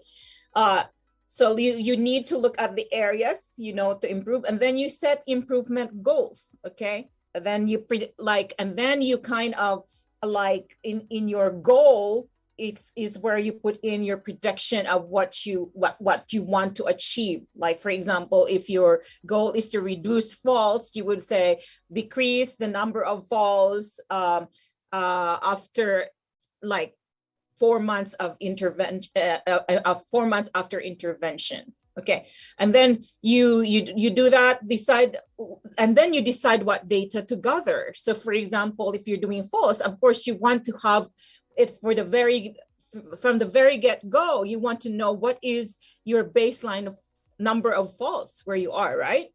I think I caught that, Adrian, you are from the Lung Center of the Philippines. Yes. So you would, for example, in Adrian's case, do you do a lot of TB cases? Yes. Yes. Yeah, like this. Okay, maybe we can do nosocomial infection or infection among staff. And so you would need to know reduce or infection among staff members. Then you would need to know how many at this current moment are a number of our staff being infected with TB. Because if there's no one, even if you want to do it, but there was actually no one in the staff who had TB, then there's no need to do the work, right? So you need to kind of prove that there is an issue out there that you want to solve. And then you carry out, you plan what to do, what we're going to do. You plan out document the problems, gather the data, study. You analyze what are the effects of your intervention, and then you then adapt, or you then adapt, abandon, or adopt or abandon the cycle depending on whether it has been effective or not. Okay, so yeah, that's your PDSA cycle. So this is another way of kind of putting it in. You identify, so pretty similar processes, identify and select the problem. So it's very important when you do that. Once you have done, I selected a problem, you analyze the problem. What are the processes involved in the problem? What can we do about it? Is it something that we can do about it? Is it something that we can do about? Then generate potential solutions. Is generate potential solutions. I know that it's like the cartoon is like, ooh, what I think. This is actually, these potential solutions are not just taken out of the air. These are solutions that you would get when you look at the literature related to the problem that you have. So that would be the most ideal thing to do, because remember, you want to have evidence-based practice. And then you select and plan the solution. So you have your potential, a body of solutions. You select and plan the solution, which is once again appropriate for for where you are. You try that solution in a small, like one floor, for example, and then you evaluate how you test the implementation, you evaluate the implementation, and if it's effective, then you can do a system-wide change. So what is the take-home message of that? You want to pilot it in a small group of individuals, small group of people, before you actually implement it system-wide. All right. So some things to think about QI, so quality improvement process. So these are some of the things to think about. So it must be customer. In this case, since we are focusing on healthcare, it should be patient focused. Of course, if the QI is in the university, your customer will be students, right? Well, but you could also think about the customer as also the stakeholders. Stakeholders are people who maybe not be on the receiving end, but they could be the people that are actually part of the process providing care. Your coworkers, for example, like what could be done to improve the processes. Speaking of process, it has to be process oriented. Okay, so there has been study that has been done that like 85% of the issues related to poor outcomes can be traced back to processes. Okay, and so once again, as mentioned earlier, you need to know what are the processes or what is the current way of doing things, because it's only when you know and truly understand those processes that you would be able to make a change or effect a change. Team effort. There should be a team. When you're effecting change, if you want it to be successful, you have to identify all the core stakeholders and all those stakeholders that may be in the periphery that would be influential in terms of effecting change. One of the things that we always highlight is you have to have, if your QI quality improvement starts from the grassroots, for example, like at the nursing staff level, then you need to have always put into your brain to include the administration, especially if there are costs related to it. You need to have the buy-in of the administration. At the same way, if the quality improvement comes from the administration, you have to be part of your team, especially the leadership or champion team. There should be grassroots representations, and you should listen to what those people in that level want and need, because that would be the only way that you could actually affect change and potentially sustain what we call a culture change. It has to be data driven. It cannot be emphasized. You have to start with what is the problem. It should be data driven. And why is that important? Because then if you are doing an implementation, you should be able to kind of gauge if there has been an improvement by the data that you have, right? Okay. One of the things that we need to take to consideration that this data collection and the type of data you're collecting with must be as simple as possible. Okay, it should not be one of the things that we hear often when quality improvements are being done, is that you kind of people, the staff resist to it. Because why? Because they have so many work already, and why would we need another project? So that's one of the things that they want, like another one. So you want to make sure that whatever quality improvements you're doing, incorporate it to how things are done. So it's not going to be another thing that's added to what already existing roles that individuals have. All right. So some tips, like, mention again, once again, data. You need the data. If you can't measure it, you can't improve it. Manage the processes, okay, not healthcare providers. So one of the things that's very important in terms of quality improvement, because a lot of these quality improvements may involve things that are reportable or things that may be related to adverse events or errors and so on and so forth. So the natural likelihood for individuals is to, like, you're at fault, so as mentioned earlier, there has been studies that 85% of these errors or lack of poor patient outcomes is related to the processes. So do not focus on the blame environment, but may focus on systems and processes improvement, because as mentioned, it's 85% of that may be related to that. Okay. Put the right data in the right hands at the right time. So there would be a lot of data. So it doesn't make sense that the data that you just put in the abundance of data at one point. So just parcel this out at what stage you are in that PDSA cycle that you would need that current data. Very important, the last one, engage the people who do and understand the work. Very, very important. We cannot overstress that. We have a Doctor of Nursing Practice or DNP students, and this is what they do. Instead of a research project, they do a quality improvement project. So we do not have them. We do not ask them, what is your project per se, or what is it that you want to do?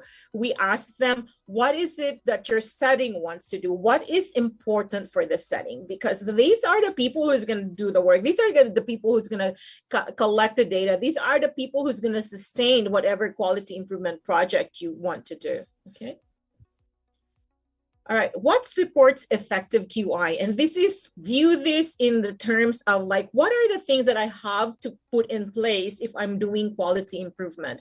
You should have a leadership support. Leadership is very important because, like the top down, they need to, they can make a policy, for example. They can incorporate things in the way you do. They can make it essential so this is very, very important.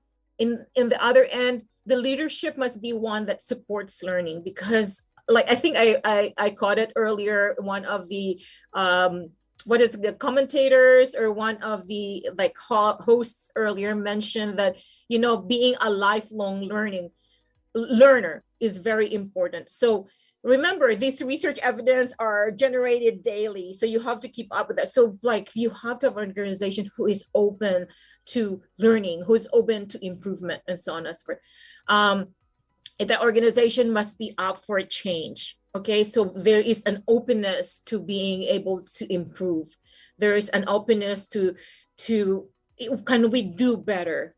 Are the things that we do here really evidence-based, or are the things that we do here safe for our patient? Is it the most efficient for our patient, for the resources that we have?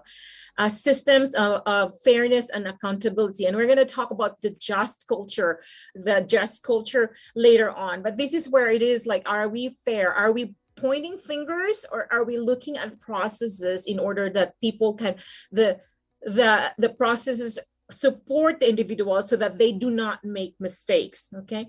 Very important, engaging customers, engaging your coworkers, engaging everyone who have a hand in the process.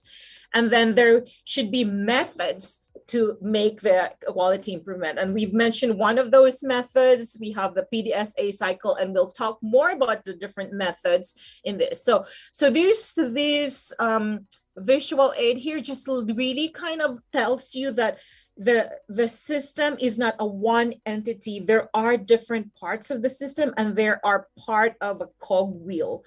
So remember, when the wheel turns, it actually, like when you have a bike, when you put the pedal in, the wheel turns and then you move forward. All of that processes are interrelated. So just know that when you make changes here, it actually affects a lot more other aspects of the organization. So something to think about.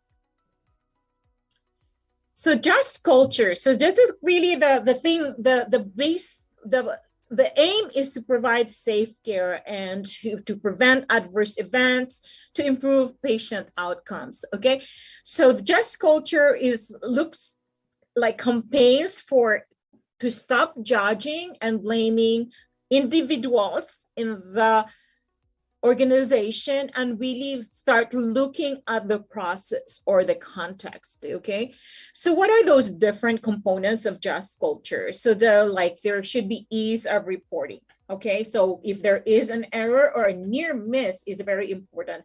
What is a near miss? It's like, for example, if you are doing medication, providing you're administering a medication, and then you almost gave the wrong medication to the individual. That's a near miss, right? So you need to look into that and reflect on it and say, what was the process that actually contributed to me almost giving that wrong medication, and then report it.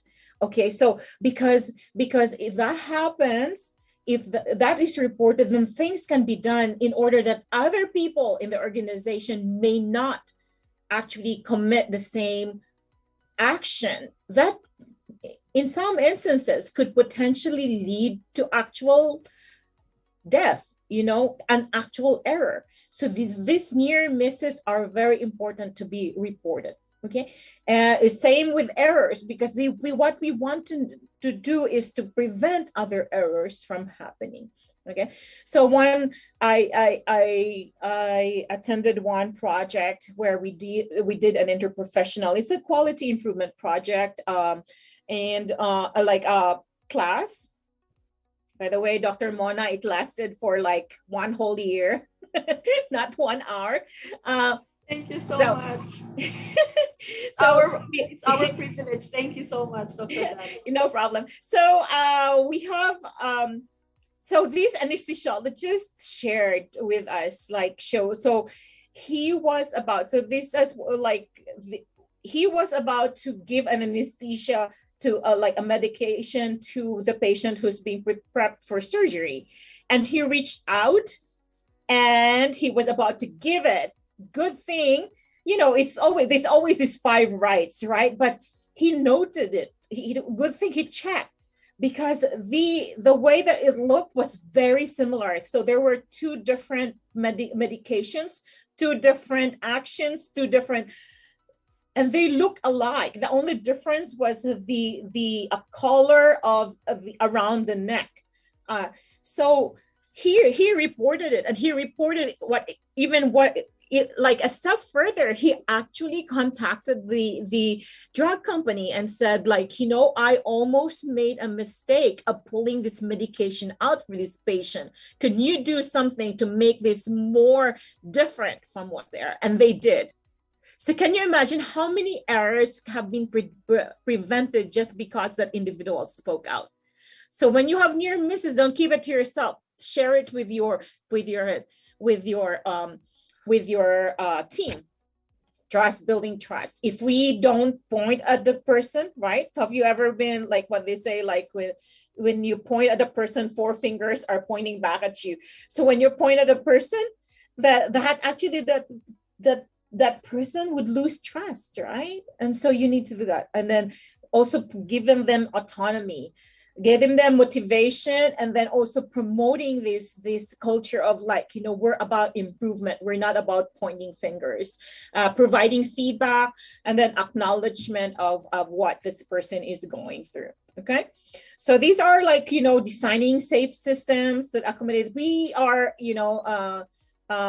to err is human, right? So we do have, we're not infallible, where we commit mistakes. But if we have systems in place to prevent mistakes from happening, then then that could help with to kind of protect the patient in this case. So there is what we call, there are categories, culture categories in terms of human behavior. So these are, and there are also, these are the consequences and the approaches that you're gonna do. So human error, so this could be, as I mentioned, to err is human, right? So this could be maybe kind of happening because of how the processes are or the systems is being geared to. And so we can manage this through like correcting, looking at the processes, the systems, the choices, providing training, for example, looking at the design of the environment, like looking at how things are being done. And so, and then in this case, if there is a human error and totally, hello, hi, Dr. Susie, I'm presenting.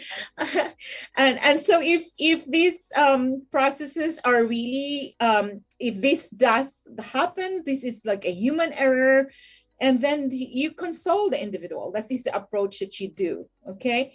So for example, like dropping a medication would be like, you know, that's totally like, you know, it just dropped, it just slipped through my fingers. So what is something that we can do in order to prevent that from happening? Or could we put like a kind of, can we have the drug prep area to be where there's, you know, it's not hard like cement or something like that, that even if the medication falls, it would not break, right? And then there are some sort of like at-risk behavior. This is like a choice of the individual. So where the individuals believes that the risk is insignificant or justified. Okay, so for example, not washing hands. Okay, so this can be managed through removal of incentives for at-risk behaviors. Create incentives for good behavior, creates more situational awareness. So what your approach here to coach, this is what you're gonna do, okay? And then the other human behavior is reckless behavior, when their individual just like, you know, disregards any like systems in place, workarounds, for example. So these are managed through remedial action or punitive action, and this is punished. So the approaches are console, coach, punish. Okay. All right. So things to think about, and I think I've mentioned that this earlier, right? Really, QI is about patient-centered care, especially when you talk about healthcare systems. So these are just the things that you have to take note, looking at systems and processes that provide access to patients. It should be evidence-based. Always think about safety. Always look for patient engagement. And as you see here, this model here really kind of really depicts, right, its patient-centered care is right at the center of all these different factors here: access to care, preferences, information, education, coordination of care from one or another, emotional support, physical support, social support, and then continuity and transition. Always, when you are look for opportunities where you can, like you may be able to do improvement. Really, that's the message in this slide. All right. So how do you identify a QI project? So there are different strategies. One of the things that are put forward, like, you know, look at what are your mission of your institutions. What are the strategies that are in place in order to improve? Maybe hook up with your infection control or quality improvement person, and then identify those steps to support those strategies. Yeah. How do we prioritize QI opportunities? Now, before I kind of tell you, like, look out for opportunities to improve, to do quality improvement. So these are some of the things that you could take into consideration, like, you know, like, is there like a really poor outcomes, low performance in a certain aspect? Is it like, are there harm given to patients? Is it CAUTI rate high or the VAP rate high? What is the number of patients impacted? How many are those? Is this a priority of where we are? What about the national, state, or regional or quality initiatives? Are they in place? And last, but certainly not the least, is are you enthused about it? Is this something important for you? Is this something important for your team? Once again, taking into consideration that engagement of all stakeholders is very, very important. So if you're one of those that's like, oh, there's so many quality improvement projects I could think. So this could be the matrix that you could help think through things through. So this is called PICK because it stands for possible, implement, challenge, or kill. So these are so there's on the side you have in the vertical axis you have easy, hard, and then low payoff, high payoff. So if it's easy, low payoff, possible, we could do this because it's easy, right? But if there's easy and high payoff, then I think that would be something that we should choose, right? Now, in the other extreme, you have a hard but high payoff. So there would be a challenge, but this is really going to be helping a lot of patients. Then maybe we can take up the challenge. But if it's hard and low payoff, very low, people say kill it. Don't choose it. Okay. All right.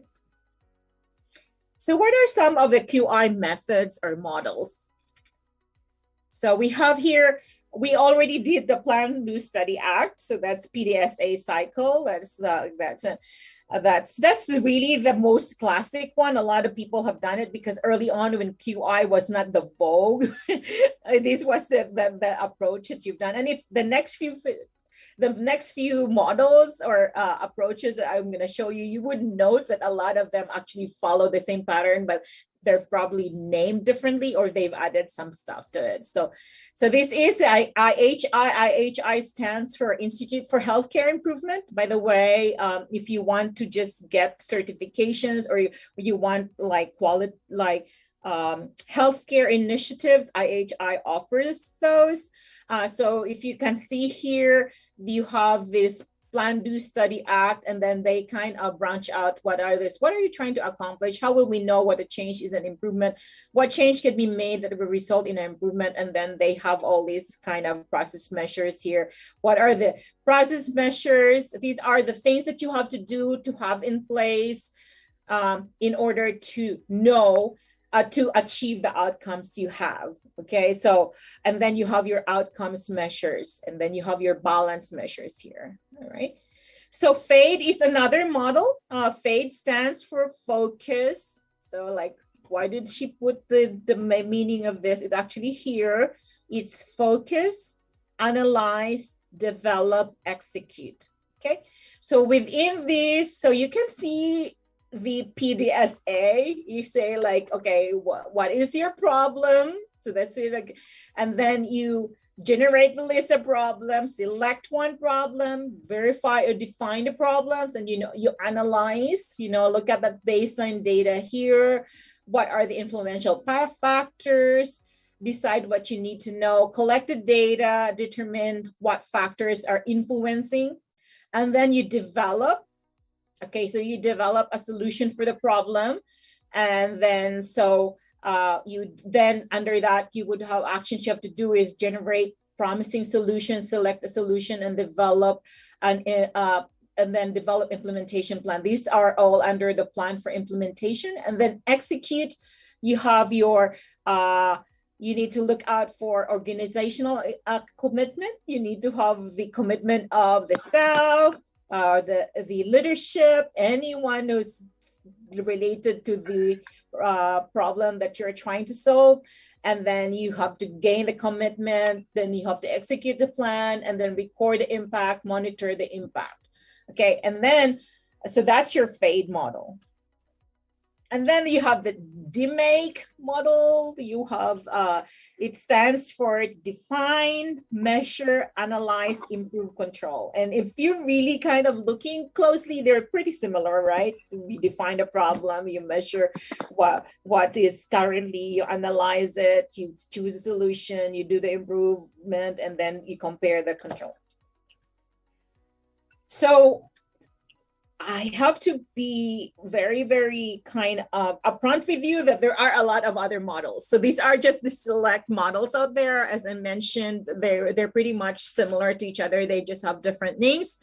But this slide here, I want to highlight that this improvement, it does not stop in it. And that's why we call it PDSA cycle, because it's continuous improvement. So you kind of like, is this effective? If not, like, then we have to do something. If it's not abandoned, or if not, can we tweak something in order to make it a like further improvement? Okay. So one of the things that I mentioned earlier is knowledge translation. So this is a fairly new kind of thing that has come out, and really it's related to quality improvement, but it's more like it's the science behind it. It's like, remember that 17-year gap between the research that the research data achieved and then the gap in clinical practice? So we need to bridge that gap, and this is where this knowledge translation comes in. So this is actually pioneered by, like, Canadian were really good with this one. And if you look at Canadian Institute of Health, they have this. And so they identify those different processes is synthesis, exchange, application, and dissemination. So synthesis looks at all the individual research studies that look into a specific problem. So this is very, very important. I'm including this because what did I say? Like 1,000 papers are published every day. So there might be a lot of papers on this specific project. And what are those papers? They may actually have different answers to this question. They may not be uniform the same. So it's very, very important to have this step where you synthesize the knowledge available in a specific area. And then there would be an exchange between the producers and the users. These are the clinicians, and then you do an implementation. And then once that's done, you attempted that, then you need to disseminate the results. And I was very enthused with Dr. Angus sharing earlier that they have a lot of their students would do their thesis and then they disseminate it, because then it allows other people to actually know what has been done and prevents extra work, basically, right? So yeah, Canadian Institute of Health Research is core to this. And then related to that is what we call the implementation science. And so basically this is the science of how the methods to promote systematic uptake of clinical research findings into routine practice, okay? So this is a science that promotes adoption and integration of evidence-based practices, interventions, and policies into routine healthcare and public health settings. So there are different models for knowledge translation. So the most common one, and these are my favorite of our students here, is the CIFR, which stands for Consolidated Framework for Implementation Research, and the Knowledge to Action Framework. So this is what basically CIFR does, is to provide like different constructs of all those potential key players when you are trying to implement change or research evidence into practice. Okay, so there's intervention and adopted. What are the settings, individuals involved, the outer setting, and then the inner setting of where these things are, and then the processes that are involved, and then hopefully this would be the intervention that it will be adapted. What are the core components, and then the other things that may be in play. The other one that's a favorite of our students is the knowledge to action framework. And as you can see here, there is a process here where you kind of look for evidence, knowledge inquiry, you synthesize the evidence, then from that you bring in the tools that you can adapt of where you are, and then kind of look that into the problems that you have identified and so on and so forth, and then it goes through that loop in here. And as you can see, it's a cycle. It does not stop. So it keeps on going. So there's our other models of framework. I'm kind of rushing because 9:13. These are other models of framework of knowledge translation. As I mentioned, there are a lot, so I don't want to go into that. What we usually tell students is that search which one is the most relevant to where you are. Okay. So one of the things that I like to share, one of the things that we promote to our students is what GTO is, a getting to outcomes framework, and this is by the Rand Foundation, and you can look in here. So it has 10 steps, and these are the 10 steps. So you can focus on the problems of where you are. You target one problem. You kind of elect that, and then you kind of look into the synthesis of the evidence that are out there. You adopt it, and that certain evidence, you adapt it to where you are. You look for resources that are available that could help in adaptation, and then you plan to how to implement, and then you implement it, you monitor, you evaluate, and then if there are things that needed to improve, you improve that, and then you sustain the change. All right. So 9:14, this is the time where I can share with you the quality improvement project, but we're one off to the time. So I'll leave that to Dr. Mona if she wants me to share, or if you want to ask about that, definitely I can talk about that. But so that's the last slide. So I just want to ask, did we meet our objectives? Are you able to define quality improvement? Methods of QI, what is knowledge translation, name some models of knowledge translation, and hopefully in the back of your mind, since there's still, I don't know how many participants are there now, any QI project that you may have in place. Okay. So these are time for questions. These are some of my references. But before I go off, 9:15 on the dot, I'm not going over Dr. Mona. I would like to invite all of you. I think you can do a QI code with this one on your thing. I do have 7 o'clock here, and that would be 6 o'clock in the 7 a.m. here. So that's 6 p.m. on Friday, June 24th. I have this virtual global health hub where our partner institutions of the Institute of University of Texas Health Science Center, we kind of meet together, and we on a specific topic, we share what's going on with the country. So we have kind of last time we have 8 countries presenting. So if you want to be part of that, I welcome you. So this is the QR code. I hope I copied it. Let me see if it works. Yes, it's still if you put your phone through it, you should be able to look into that. And if not, if you want, you can just email it, but preferably QR code, because that's our host for this time is Turkey. So I always tell our participants, it's going to 8 different countries, but not leaving your home. So it's kind of fun. So I'm hoping you do consider doing that. And here, time for questions. Okay. Only 1 minute over. It's all right, Doctor. Just we enjoy the way you talk, and we learned a lot. Dr. Danet, regarding your the children and the COVID-19, is it a free seminar? Yes, free. It's free. Okay. I get, because a lot of students here and also our teachers are very interested in pediatrics. So very exciting as well. And thank you for your discussion. It's about the quality assurance. And it is very important to be part of any organization organization that gives services to people. In our case, the receiver of our service is the patients, right? We can connect the education and the practice gap by ensuring the implementation of these evidence-based practice, signing up to the regulatory body or accreditation, not only one time, but renewed annually are necessary. And also practice just culture. No? So don't blame or point fingers, and that we should speak up, because that small action can create a big difference and even saves lives in the future.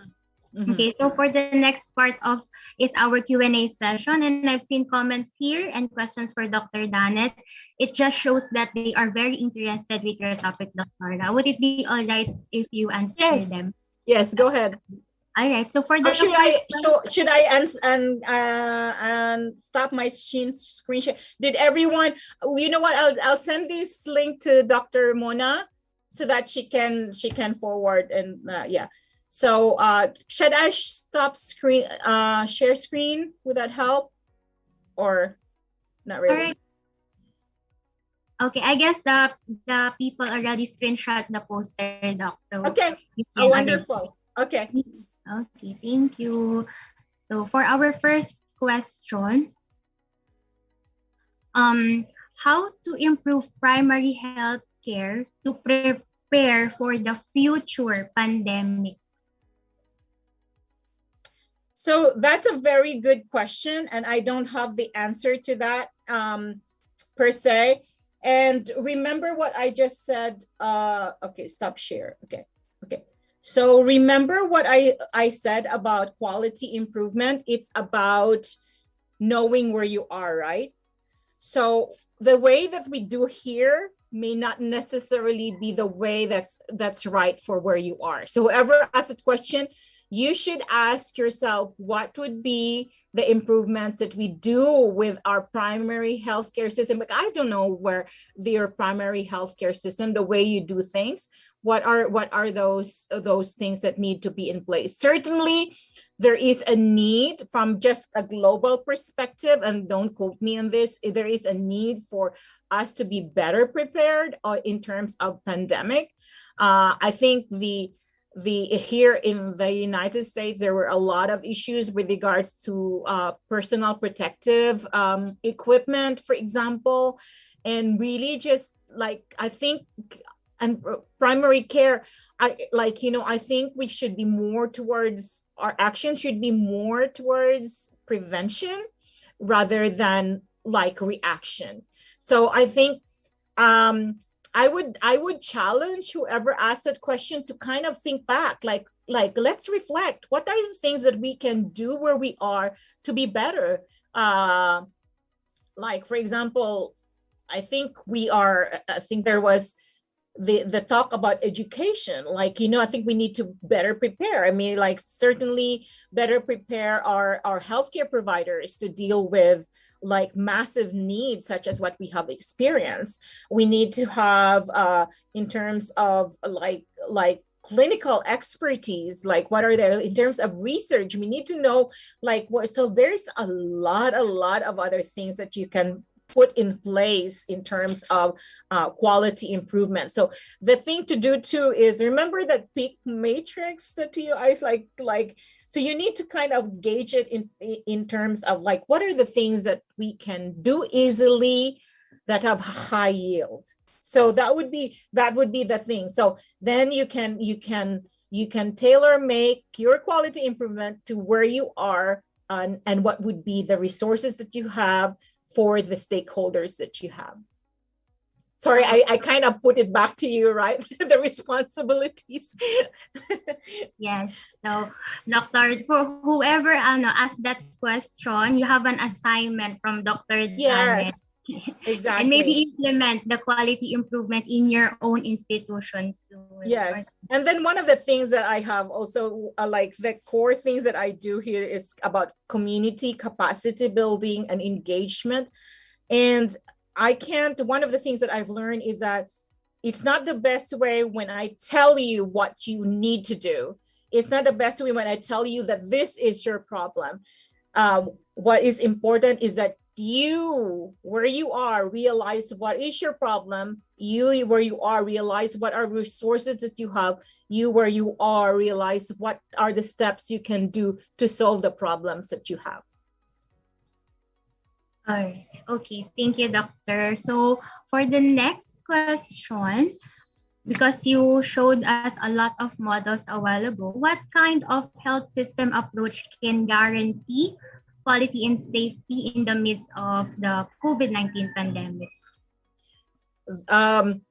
Guarantee all of them can guarantee, but really the guarantee is only as good as the people who are working with. Are they sticking to it? It's just like, like hand hygiene. Hand hygiene is like a very classic quality improvement project. We always, when the quality control person, I don't know where you are, but like here we have a quality control person. If the quality control person tells people that I'm going to do hand hygiene audit, guess what? The hand hygiene compliance would be 100%. But then if the individual, if there would be like non-official observers they put in like that evaluates, and it's not being advertised, you can be surprised that the hand hygiene compliance is like, sometimes it can be as low as 20%. That is sad. And that I gave that example because we know from the COVID-19 pandemic that hand hygiene is very, very important, even outside of the healthcare. And we know that from the get-go, like Florence Nightingale said that, even before like people said that. We learned that since when we're young. Hey, wash your hands, okay, baby, wash your hands. But why do we not do it? So guarantee model, theoretically, yes. Guarantee in terms of actual implementation of where you are depends on the engagement of the stakeholders. And this is where it's very, very important to have the engagement of the stakeholders, because you're not going to be watching them all the time, right? I mean, there's not going to be an angel behind you who's going to wash your hands. It's up to this individual to actually wash your hands, sanitize their hands before they move on to the next patient. Okay. Yeah. Mm-hmm. So everyone, without even if no one is seeing you, you should really be honest to yourself. And okay. So thank you for the very clear explanation. Another question, Doc, is what are the challenges in the PDCA or the Plan, Do, Check, Act cycle in the hospital setting, and what are your recommendations? So again, it depends on your hospital setting. It's very, very, it's different from each hospital setting. So again, I pose that question back up to you, like, what are the challenges of the PDSA cycle of where you are? So it could be like, for example, I don't know if the hospitals would have access to evidence-based interventions, for example. So in here, like in the hospital here, in the nurses station, they have a computer, and then they actually do with just one click, they would have access to databases. So it's easy for them to access what are the evidence-based interventions, or to access like guidelines immediately. So that's one, you remember, because one of the steps is to actually look at what are these things.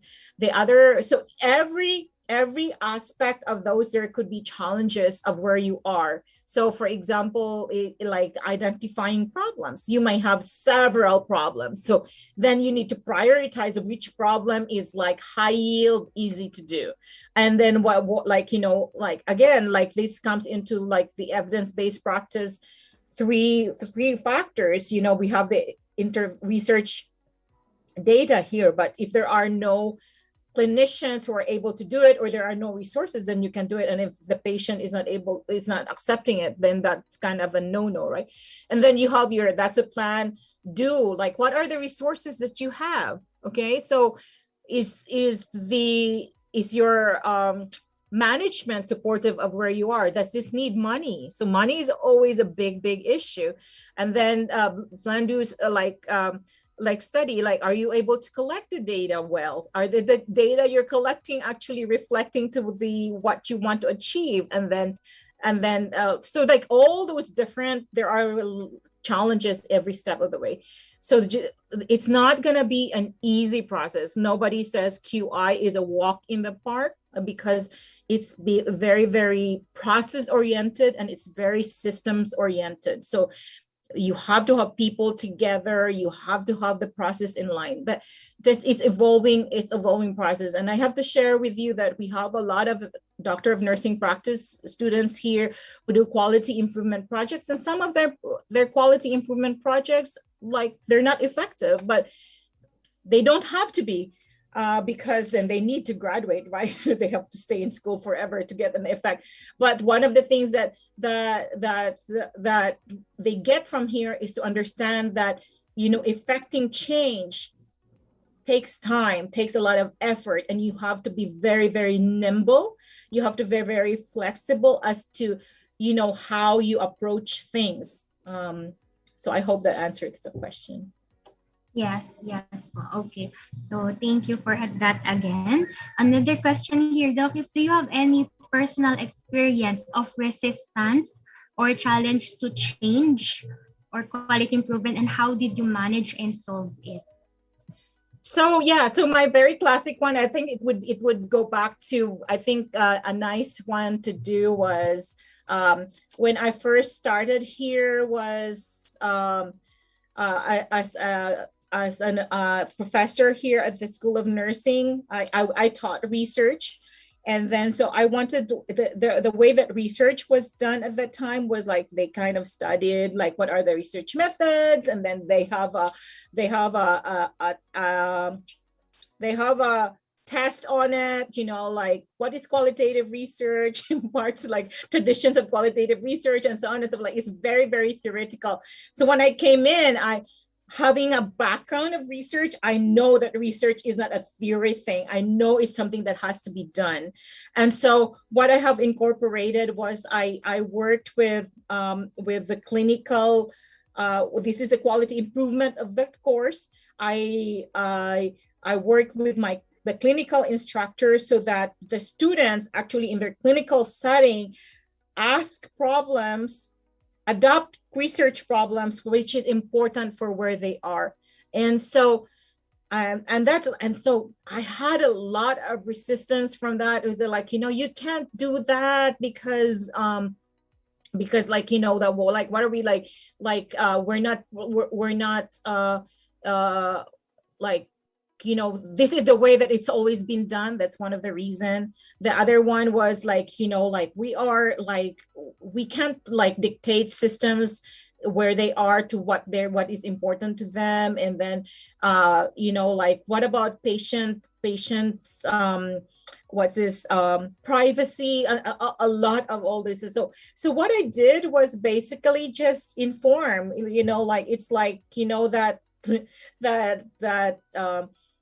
informing, coaching, and informing them, you know, this quality improvement, infection control, improving things where they are is always like a thing that is aimed by our partner institutions. So this is not something that they don't like. They love this. Two, we are helping them achieve their metrics. We are helping them have increased hand hygiene compliance. We're helping them promote better handoff. We're like, and so on. So it took, I think, like, it's just one of the things that you have to understand, that like in every process you are dealing with people. So people have different personalities. So there are people who kind of like, they're called the early adopters, is just jump on, yeah, this is cool, yeah, and they see that, and they're also like there are resistors that's like, oh, that would never, like, we've always done that, we've done that before and it never worked. And there are also laggards, which is like kind of like, oh, okay, I don't really care, you know. So those are one of the things that you just have to, and this is where it's, once again, it's not an easy process, because you are dealing with human nature. And so the more influential you are, it's very, very important to have that leadership, but it's also very important to have that people connection, because if people trust you, then they're easier to actually go with you in that flow. I hope that answered the questions. Yes, Mom. All right. And I actually agree that there are people who are not, we cannot force people to suddenly change because they need adjustment for change. So that's it. And I think this is the last question for this session, Mom, from the audiences. you mentioned before regarding the near miss incident that you gave to us as an example. What Yeah. are the processes that we have to undergo in order to approach such institutions in order to take action on the problem that we have encountered, which may be overlooked because those problems seem trivial? So, I think I would answer that a lot of different layers. When it comes to patient safety, nothing is trivial. When it comes to when you look at the things that you're doing and it has potential to hurt patients or reduce or cause bad patient outcomes, it's not trivial. So I guess what the question is, if I understood it correctly, is that how do we approach the anesthesiologist example that I had, he actually reached out to the manufacturer. You have the same approach that you can do. So always when things happen, no matter how do you think trivial it is, share it with your staff and then look back, think back, reflect. Reflection is very, very important. Reflect on what were the factors that were in play and is there something we can do about it? So like that's an anesthesiologist, he realized that the factor that was involved was that these drugs just look alike. But, something can be done about it. One could look different from another. So then he reached out to the manufacturer and say, look, can you do something about this? And that actually is very, very, we think that it's not important for them, but it actually for a lot of manufacturers, it's very, very important for them. The same with one of the things that I think with you have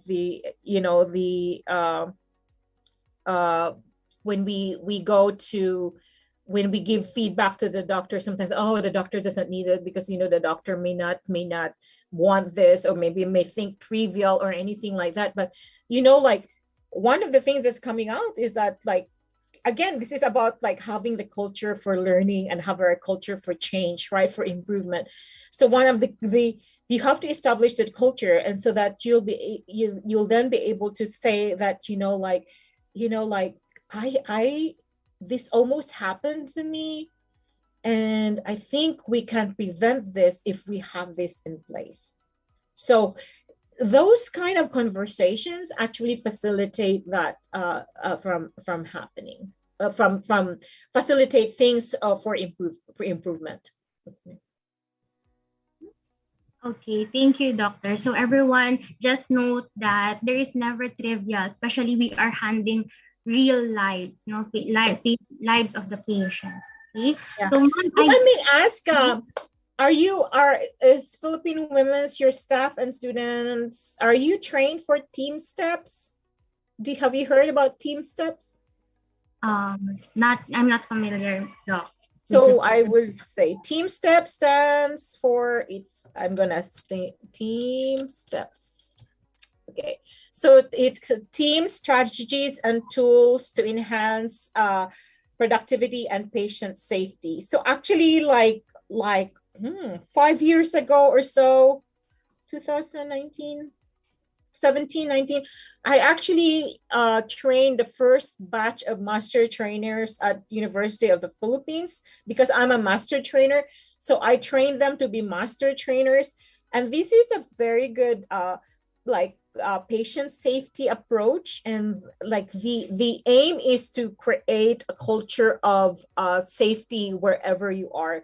And this is where all those things about communicating and, sharing and so on comes into play. So let me know maybe sometime in the future if you want PWU to be you have your team of master trainers. I'll be more than happy to do that at some point. Yeah. Mm-hmm.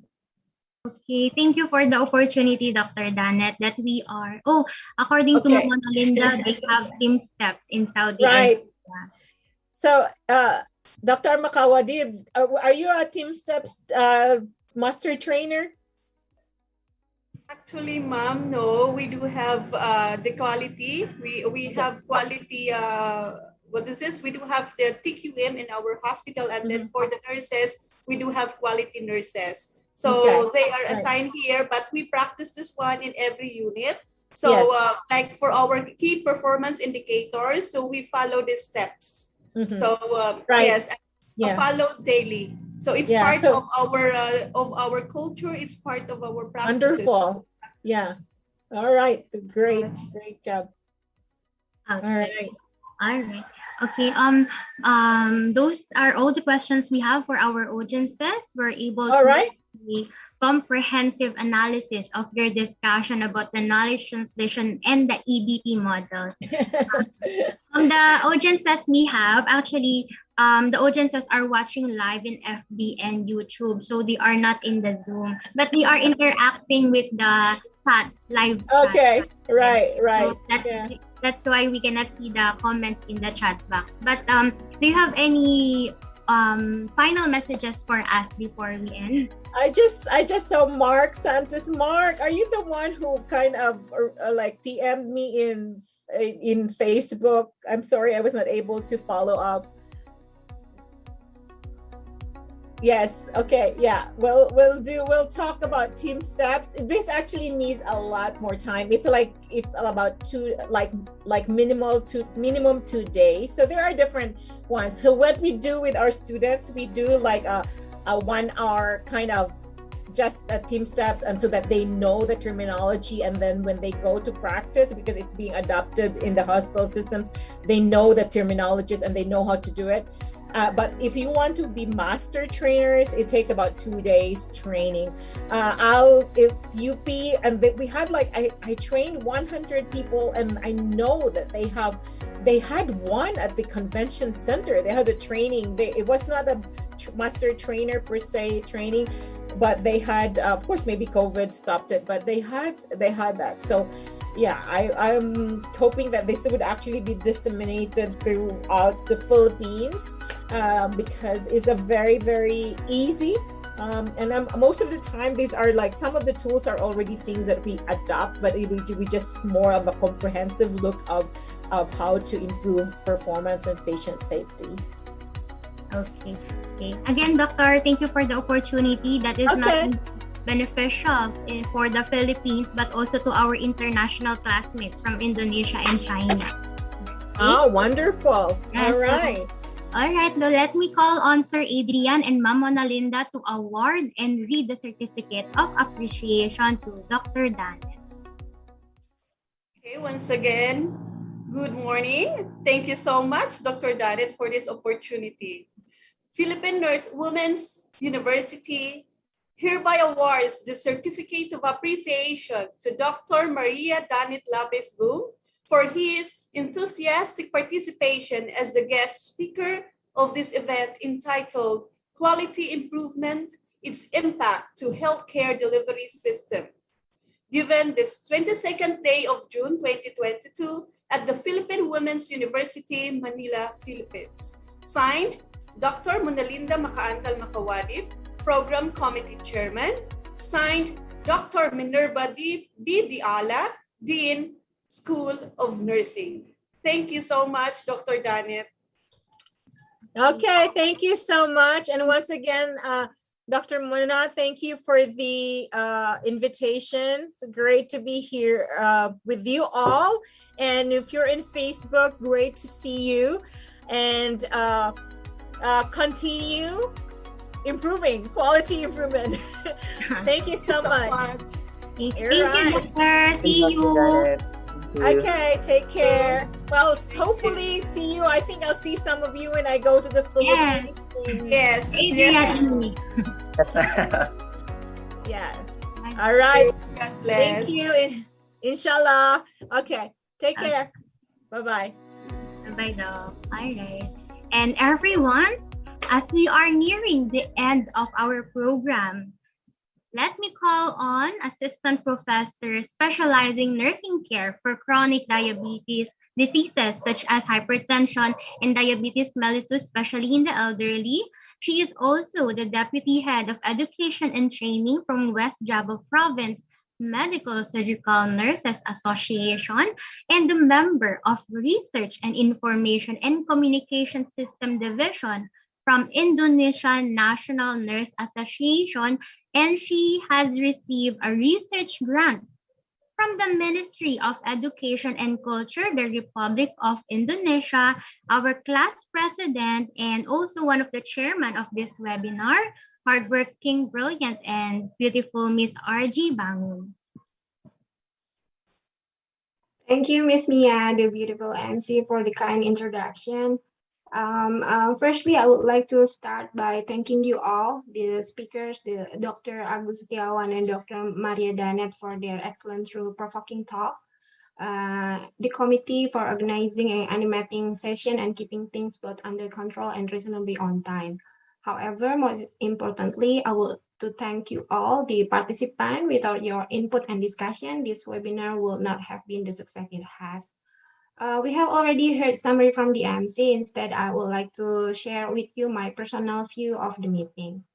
The highly contagious COVID-19 is affecting the normal functioning of all academic institutions globally. Health professional education institutions are disrupted to the maximum because of the inherent nature of teaching and learning, which mainly depend on teachers, students, and patients at the training site. But from what has been explained by Dr. Agus, although face-to-face education in nursing is irreplaceable, the mixed learning mode, synchronous and asynchronous, remain an acceptable and practical solution for the post-vaccine era. With its flexible and virtual nature, the demand for evidence of quality in online education is higher than with conventional education. In order to assure quality of online education, the government of Indonesia has established a National Quality Assurance Center, which is designed in Indonesia to assure quality in its online education. And from Dr. Danet, we learned that when healthcare system focus on quality improvement, they can create significant changes within a medical institution. Most important, saving patient lives. That is why the role of leadership in quality improvement is important to promote continuous development of knowledge, skills, and ability of staffs in order to improve quality of patient care. And as mentioned also by Dr. Danet, implementing evidence-based practice and quality improvement were recognized as the core competency that should be held by nurses as frontline healthcare provider. All nurses have responsibilities to enculture evidence-based practice and translate and implement research finding into nursing care, practice, and procedures. So I feel along with many others that this webinar is very useful. Finally, I would like to give some advice to any organizer of future webinars, that the best organizing and program committee that you can, because I did it, and it is thanks to them that this webinar has been such a success. Thank you, Mia. Back to you. Okay, thank you, Ma'am RG, for the final message to all of us. Your message will be one of our takeaways for this fruitful morning. By the way, due to time, some of the questions were not answered by our speakers. Don't worry, we will email them your questions. So thank you. And lastly, I would like to acknowledge the committees who made this webinar successful. We have Dr. Mark D. Santos, EDDRN, our professor. We also have Miss Marisol Rivera, the PWU Multimedia Team, the PWU ICT officers and staff, Emmanuel Kivan. We also have our chair of this committee. So, okay, so for our,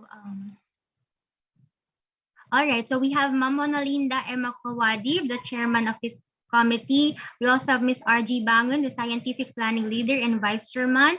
Sir Adrian Palma, the webinar event coordinator. We also have another for the scientific planning, Jeremiah Abala RN Man, Hudong Guwo. For the invitation and registration, we have Ms. Chatarina S. MKEP and Ms. Nadirawati S. KP MKEP. For the awards and certificate, we have Nurse Kiki Rizky Amelia and Nurse Eka Rokniati. Posters, we have Nurse Nandang Didi Kari and Ms. Ying Zhao. We also have for the executive summary, Nurse Wulan Ambarsari and Miss Meliati Suryani. For the letters and communication, handled by Miss Rainy Astuti and Nurse Sir Ando F. Hakim. And for the other webinar committees, we have Gali Jatnika, Miss Mona Megasari, Miss Tria Ferzake, Sir Derry Ramadan, Miss Rahayu Sivitri, Miss Aryani Ramadan, and Miss Mortini C. Okay, and also I would like to acknowledge the presence of those who attended our seminar from Universitas Hendral Achmadiani, Active One Health Inc., Cotabato Regional and Medical Center, Dayaverum Government Nursing College, Kabirdam, Jakarta Haji Hospital, Jerudong Park Medical Center, Lung Center of the Philippines, Mindanao State University Main Campus, FINMA PPNI Public Health Office, PUSKEMAS, PUSKESMAS, PWU, RS Distra Jakarta, RS Vihaya Kusuma, RSJ Prov, Jawa Barat, RSU Juandan or Juanda Hospital, RSUD, RSUP Fatmawati Jakarta, Rumah Sakit Khusus Duren Sawit Jakarta Timur, SMKR Ramat, Sykes, PPMC Lipa City, UMA, Natsir Bukittinggi, University Pelita Harapan, Universitas Indonesia, Universitas Pendidikan Indonesia, UP Manila, Urdaneta City University, and Valenzuela Medical Center. So thank you for participating and learning with us during our webinar. Okay, and to our dear participants, the evaluation link is now posted. Please accomplish the form and submit accordingly. The certificate of attendance will be sent to you immediately after you have submitted your evaluation. You may also scan the QR code to access the evaluation link. Also, the link will be commented on our Facebook and YouTube Live.